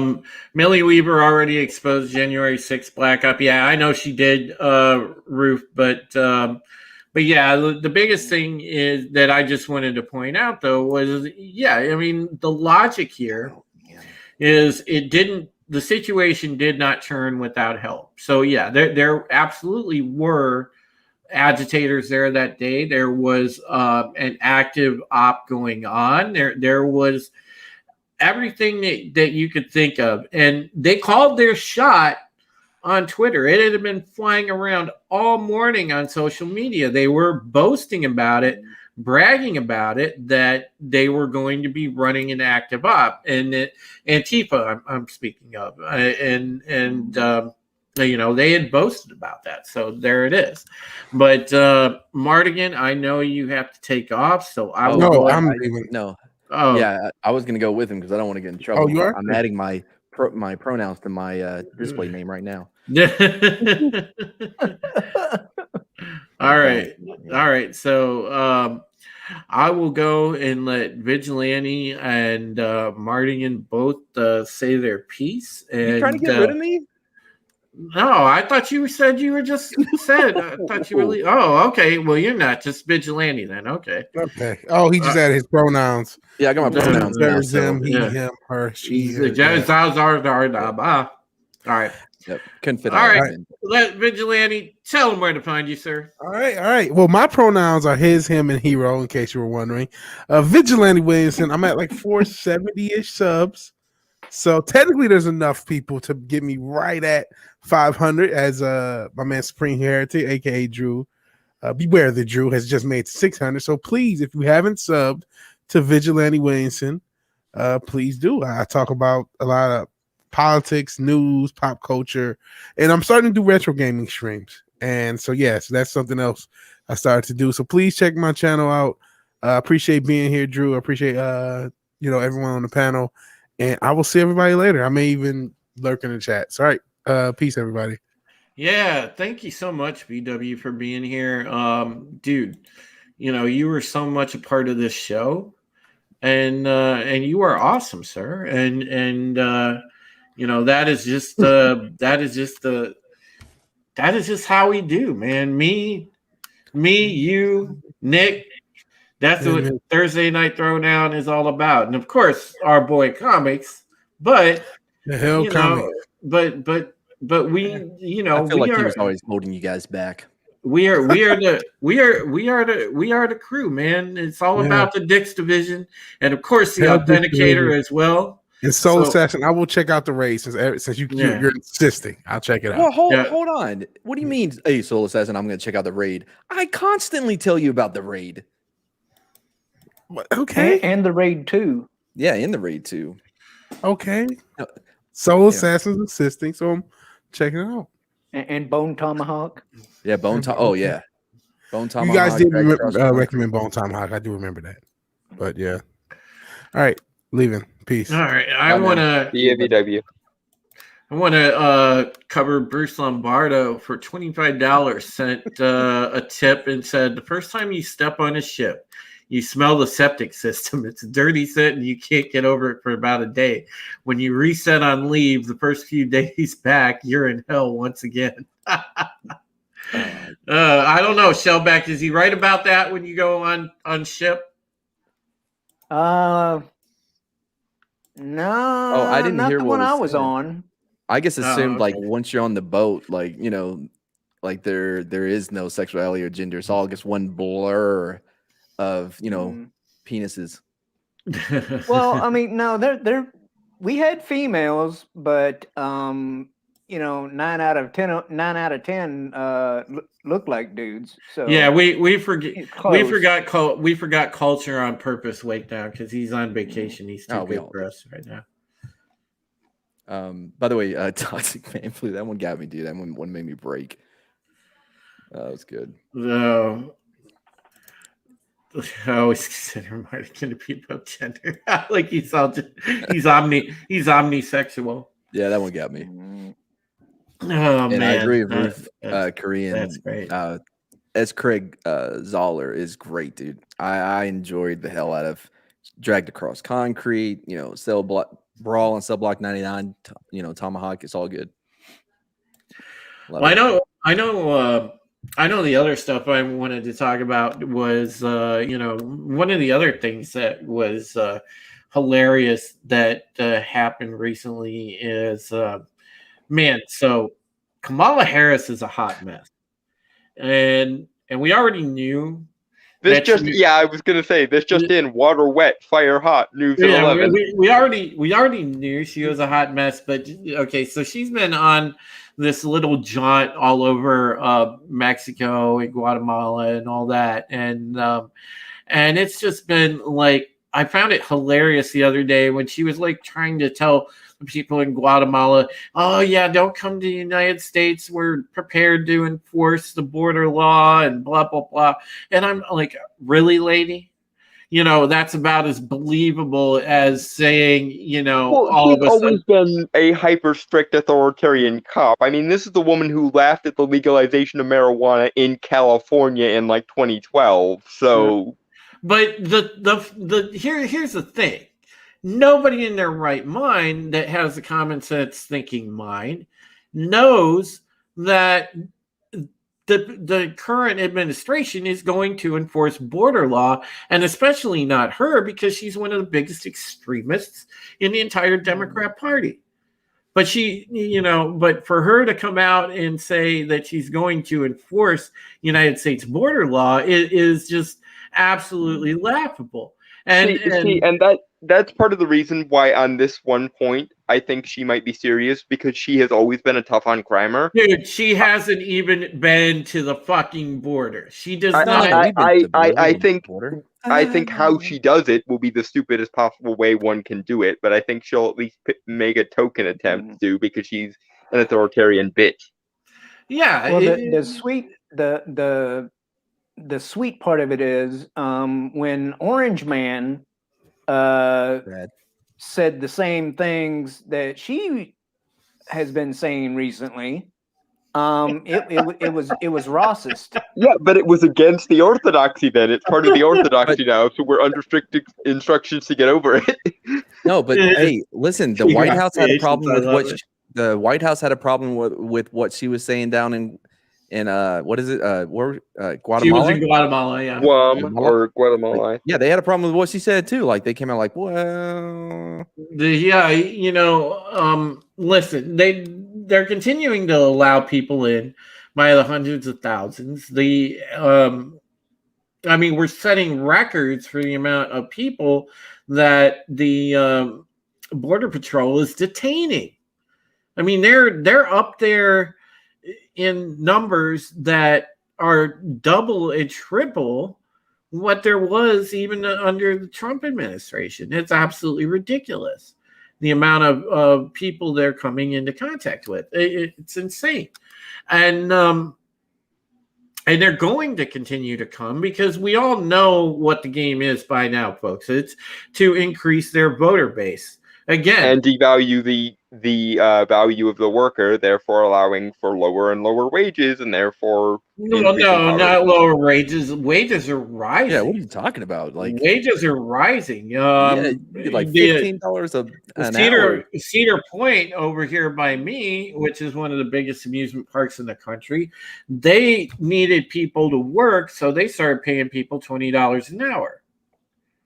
Yeah, but with open borders, how long do you think that's going to last? That's mostly because of the pandemic and people realizing, oh, wait, you mean I don't have to kill myself for 8 hours a day to actually get work done? Who knew? Dude, Resvergam, some of those pictures were absolutely hilarious. The signs and some of the video. Care for their antics. Oh man, that was great. And then the photo op that she took with the Mexican president was even funnier. This guy, you know, he's been vaxxed. Of course, Kamala's been vaxxed. She supposedly got her vax way back in January. So she's the only one standing there looking like a complete idiot with a mask on. Mexican president, he's like, la-di-da, I'm vaxxed. I don't have a mask. Nobody else has a mask. He's the only idiot standing there with a mask on. Because it's symbolic. It's entirely a virtue signal. It's nothing to do with any practical concerns. And it's just absolutely hilarious. Yeah, it's a badge of I submit to the orthodoxy.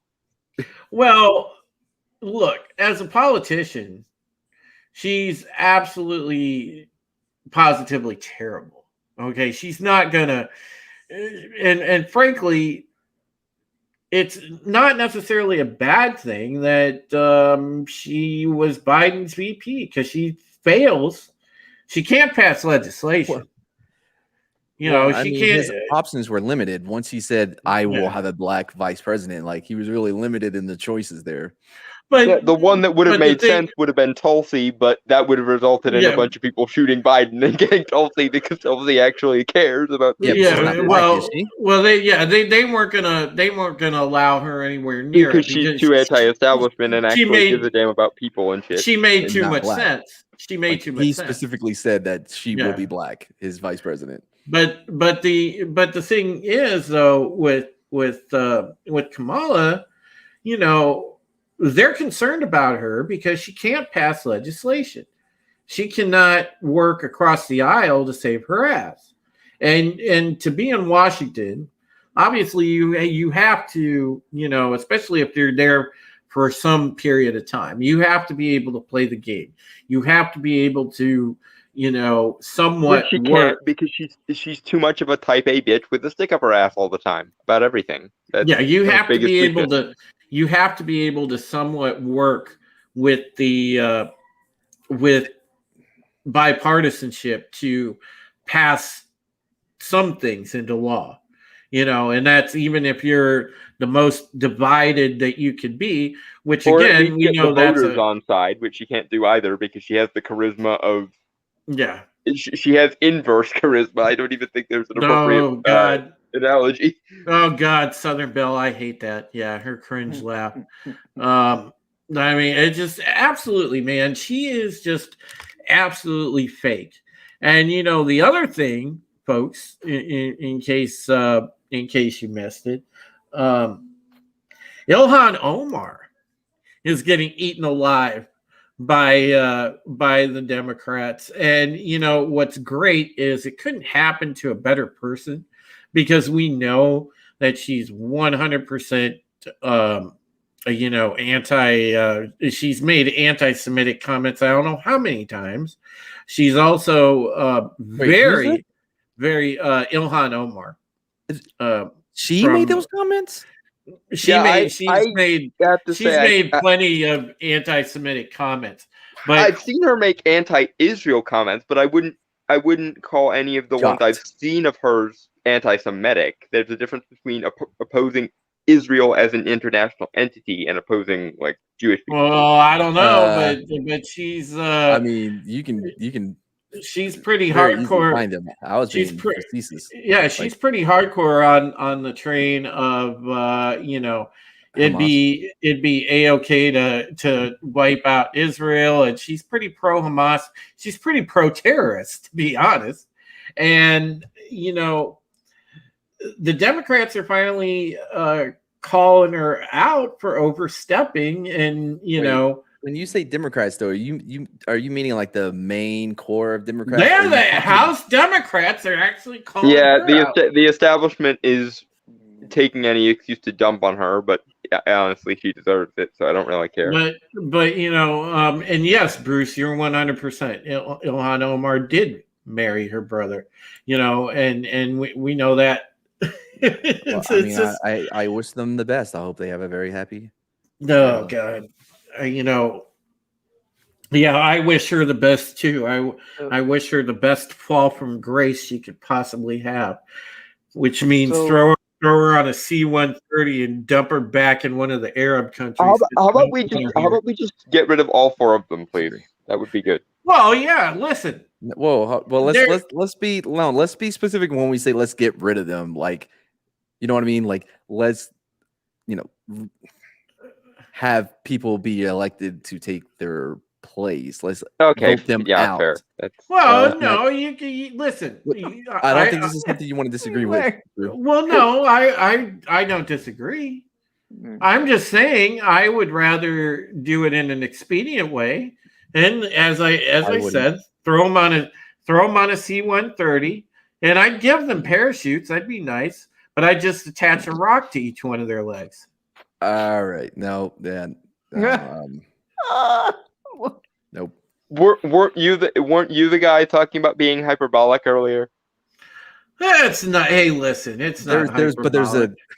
It's not that I think he's being truthful about it. Like, I know what he's doing. However, it would take nothing for it to be clipped and be used as being. You know what I mean? Right. That's why often when those kind of jokes are made, I make the joke of quote mine in 3, 2, 1. But honestly, if we let them dictate those kind of jokes, and that is what they are, then it becomes fruitless. So hey, hey, to be fair, listen, I was being very fair. I said I'd give them parachutes and have rocks tied to their legs. So that is very fair.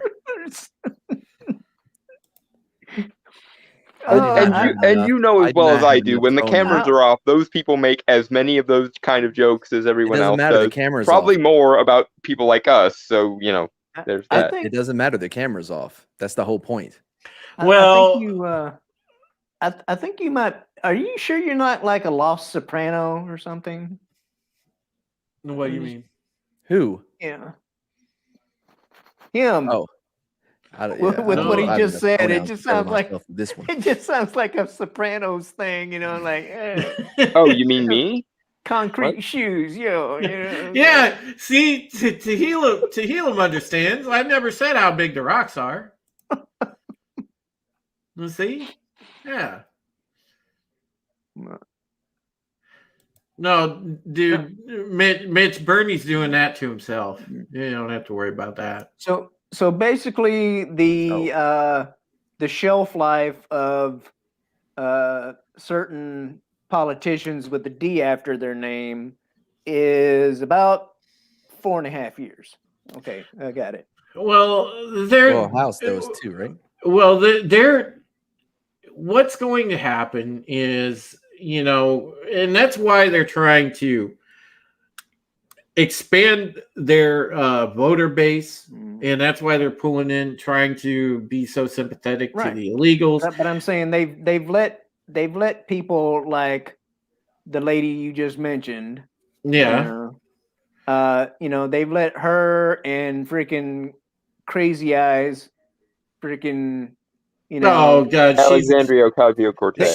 She's proven she's. They've let them. They've let the line go out. They've let the line go out for 4.5 years, and now they're reeling it in. Well, you see. I don't think they're that smart. Every I think time, this is just an optics cover ass kind of thing. Every time AOC opens her mouth, she puts her foot in her mouth and makes herself look absolutely stupid. Okay, and she thought it was going to be this great power move. She's like all over Twitch, and she's trying to make a big hit with the millennials. Like, look at me. But she's a glorified Twitch thought that thinks she knows politics, and she's not anywhere close to knowing politics, because the only thing that she knows is how to parrot the whole, Marxist communist tagline. That's it. What it boils down to is these women are finally being exposed for the poorly educated drones that they are. And the Democrats are scrambling. They're trying every dirty trick in the book. That's why they're trying to get rid of the filibuster. That's why they're trying to add to their voting numbers with the illegals. That's why they're trying to push through H.R. 1. Because the ironic thing about trying to boost their voting numbers with the illegals is a lot of the people coming from South American countries are conservative Catholics, so that's not even going to work. No, because they need is because of all the programs that they want to put in to help them, right? Like, yes, they may be conservatives, like socially, but politically, they're going to vote Democrat. I don't know about that. And Soul Assassin 100% correct about this. There's actually money collected to help her grandmother, Abuela, with what was going on, because supposedly her grandma was living in squalor. There was this big uproar that she was so mad that the Trump administration didn't help Puerto Rico. To which my question, Miss AOC, is: you have been a congressperson for years now, and you've done nothing about this. She bawled and squalled about that, even though there were pictures to the contrary that her Grammy was okay. And so one a gentleman on Twitter who I think is Matt Walsh. He's a pretty conservative guy, but he's very conservative. Yes. Yeah, he put together a GoFundMe and said, okay, we're going to put our money where our mouth is. Collected what was it, 100,000 in 5 hours. In 5 hours for AOC's Grammy, and guess what? AOC said, no, we don't want the money. We can't take this tainted money. It came from conservatives. Oh, my God. No, well, hold on. But no, here's the thing, though, right? When GoFundMe contacted Matt Walsh to tell him that, what they, that made me laugh. But what they said was like someone in her family or whatever contacted GoFundMe and said that they're not going to accept the money, right? Mm-hmm. I didn't know that you could do that. Just like if my cousin comes and like if you're raising $100,000 for me and my cousin comes and tells you, nah, he's not going to accept the money. Fuck that guy. He's no longer my cousin. I will take the 100,000. And how dare you listen to my cousin? Well, it's the stipulation that GoFundMe has that whatever you raise on GoFundMe has to actually demonstrably go towards the thing it's supposed to go towards. Yeah, it was going to. Yeah, it was going to. That was not the problem. There's an explanation, guys. There's an explanation. Okay, she's been a little stressed. Okay, because she almost died back in January. So. Oh, for the love of God! It was close. It was close. Yeah. Boy, huddling in that laboratory, boy. Oh man. So Bruce, take care of yourself. Great to see you, my friend. Hail, have fun fixing septic tanks in the morning. Sci-Fi Nation, what do you mean? Like you can refuse money all day long? Like I can't refuse. Like no, like I can't tell someone. Like I can't tell GoFundMe to shut down something that's being raised for somebody else. You know what I mean? If somebody's raising money for Shellback, I can't call them like, Well, do keep in mind that for better or worse, and mostly worse, AOC does have a public persona and clout, so that probably added to it. Of course, but what I'm saying is they should not be allowed to cancel fundraisers by people is not going to. Oh man, hashtag cousin fired. A family member had to have access to it to begin with. Okay. Well, how do they have access though? If it's being raised by Matt Walsh, right? What access do they have to it though? Yeah. because it's going to be going. I think they probably tried to just trigger the rule of GoFundMe. It's like, well, you're saying you're raising money for this person, and the representative of this person said they're not going to take it, so you can't have this anymore. I have to hit the hay myself. Have a great night, gentlemen. Resvergam says, good night, sir. Take care of yourself, Resvergam. You are a great supporter, great member of this community. Thank you so much. All right. All the money goes back to whoever donated. What is HR1? HR1 is the voting bill. They're trying to not have any ID whatsoever, and also go and make sure that felons can vote, and pretty much anybody on God's green earth can vote. The 16-year-olds can vote. The felons. Well, not yet. Vote. They're trying. That's I don't know if that's a part of HR1, but HR1 talked about. But HR1 is very, it's a grand plan to basically have as many able-bodied people as they can be able to vote at any given time, so that they can hold power. And so that's what it is. It's all it is. And thankfully, there's enough free thinking potential voters out there that will take issue with this and fight this. And because listen, even if they have a majority in there, folks, your voice matters. And when you continue to rail against it, whether you're doing it on social media, whether you go and you call your congressperson, or whatever you do to make your voice heard, it's heard. Because the more that we do it in masses, the more that they can't ignore it.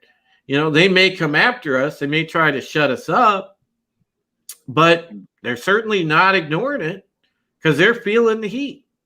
Yeah. Toxic Man Flu says HR1 won't get out of committee in the Senate. Yeah, I'm hoping so. Well, Radicalized Ryan said this is all Overton window shit. Yes, it is.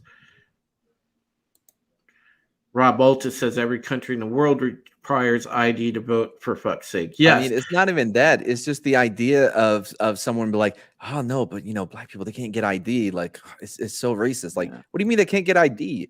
What are you talking about? You cannot function in this society as an adult without a license. Well, ID is used for everything.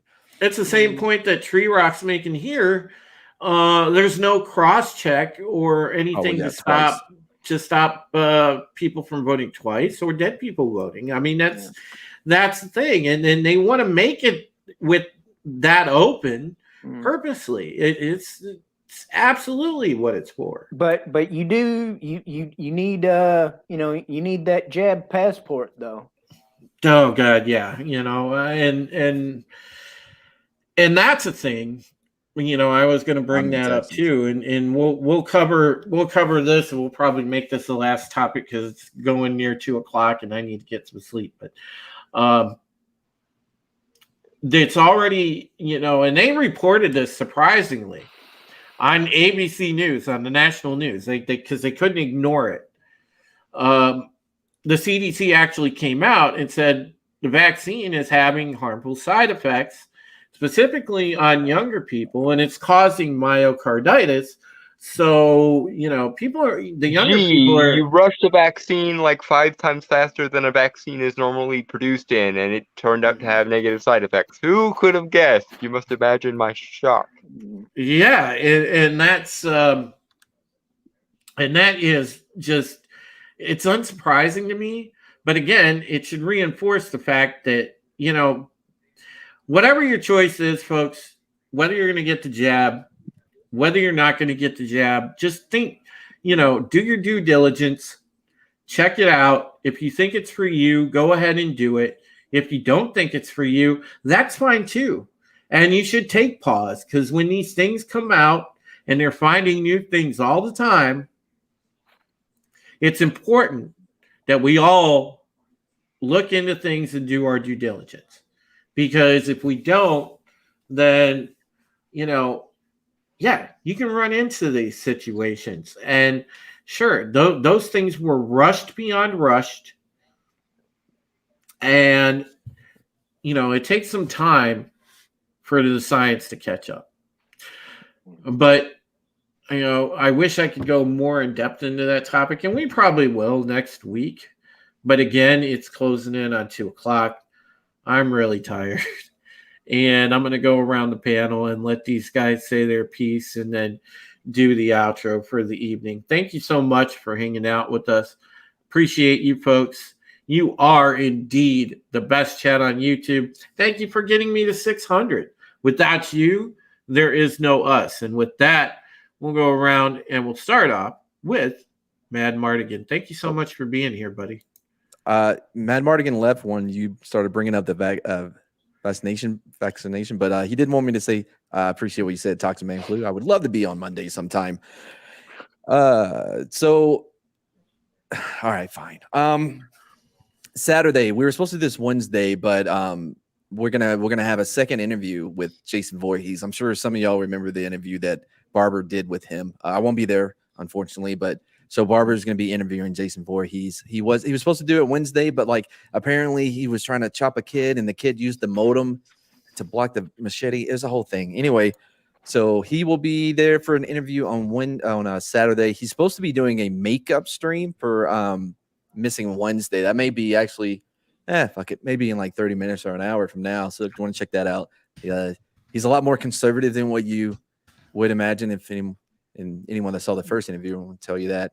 But so we got that. Street Spots will be back next Wednesday, maybe next Saturday when Culture comes back.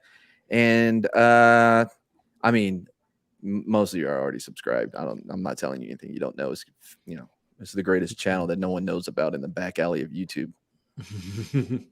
Nice, dude. Yeah, but Matt, thanks, buddy. It was great catching up with you. Appreciate seeing you and being on a stream with you again, man. It's been far too long. All right. It has been a minute. All right, let's go over to the Authenticator. All right. Hello, folks. My name is Dalton Mortimer. I am the Authenticator. My channel is called the Authenticator. Things you got to know about me is I am basically an expert in all things weird. Like, seriously, if there's a weird topic that you would think no one on earth knows about, I have videos about it. I swear to God. I don't upload nearly as often as I should because life continuously endeavors to kick my ass. And I'm well aware that tonight was not my finest performance, and I realized I didn't really contribute much to this particular stream. But if you're at all interested in my takes on things, if you're interested in magic and the occult, I've got videos about that. If you're interested in philosophy, I've got videos about that. If you've got interest in popular culture and geek shit, I've got videos about that. If you've got interest in politics, I've got some videos about that. I've got videos that touch on kind of all four things concurrently.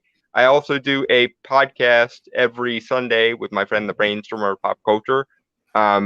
Ironically, not this Sunday, however, because we're moving it to Monday because he's got family shit going on, but that's a different story. You can find me just about everywhere else, or you can find me on Twitter at The Authenticator, spelled without a U because Twitter is stupid and won't give me enough characters. And you can find me just about everywhere else on the interwebs, including hopefully soon an Odyssey channel if I can ever get my videos to freaking transfer, at The Authenticator, spelled normally. Cheers, guys. All right, and last but not least, of course, the man, the myth, the legend, our favorite naval veteran, one of the nice guys in this entire community, Shellback TJC. So my name is Drew Taylor. You can find me at Supreme Heretic. I like to talk about Battlestar Galactica and patriotic shit. No. Hey, Shellback, you want to come hang out with Jason Voorhees in a little bit? Maybe. I have. I know his cousin Jasper. Don't bring him up. Anyway, if you like anime, right now I'm your guy. Saturdays at 3 p.m. Pacific time. I'm in the middle of Afro Samurai right now, so plenty of blood and guts and maybe a little anime skin. So if that's your thing, come find Showback TJC channel on Saturday. All right. Awesome, brother. Thank you so much for popping on. Yeah. I was going to say, by the way, Authenticator, I know stuff you don't have videos on. Do you have videos on gigantism? Did I talk about that in a video? I may have covered it in a couple of streams, and I keep all the streams I ever guest appear on in a playlist on my channel. So do you have videos on elephantitis of the testicles? All right, I gotta get going. I was gonna say, fortunately not, because even I have limits somewhere. All right. Again, folks, I hope you enjoyed the stream. We tried to do our best and do Thursday Night Throwdown proud. Of course, we did. And without you guys, again, you are what brings the fun to the stream. I'm very, very, very happy and humbled by the support, by you just hanging out. And, you are indeed brothers, sisters, friends, and always look forward to your company on Thursday nights. And, just remember, take care of yourselves and each other. And there is hope in the world. It'll come eventually. Even though right now, well, the whole thing, I think, is sick. They think it's right to murder. They want to murder. Look at all the people, and they get a kick out of it. A sexual kick out of it. The whole thing, I think it's sick.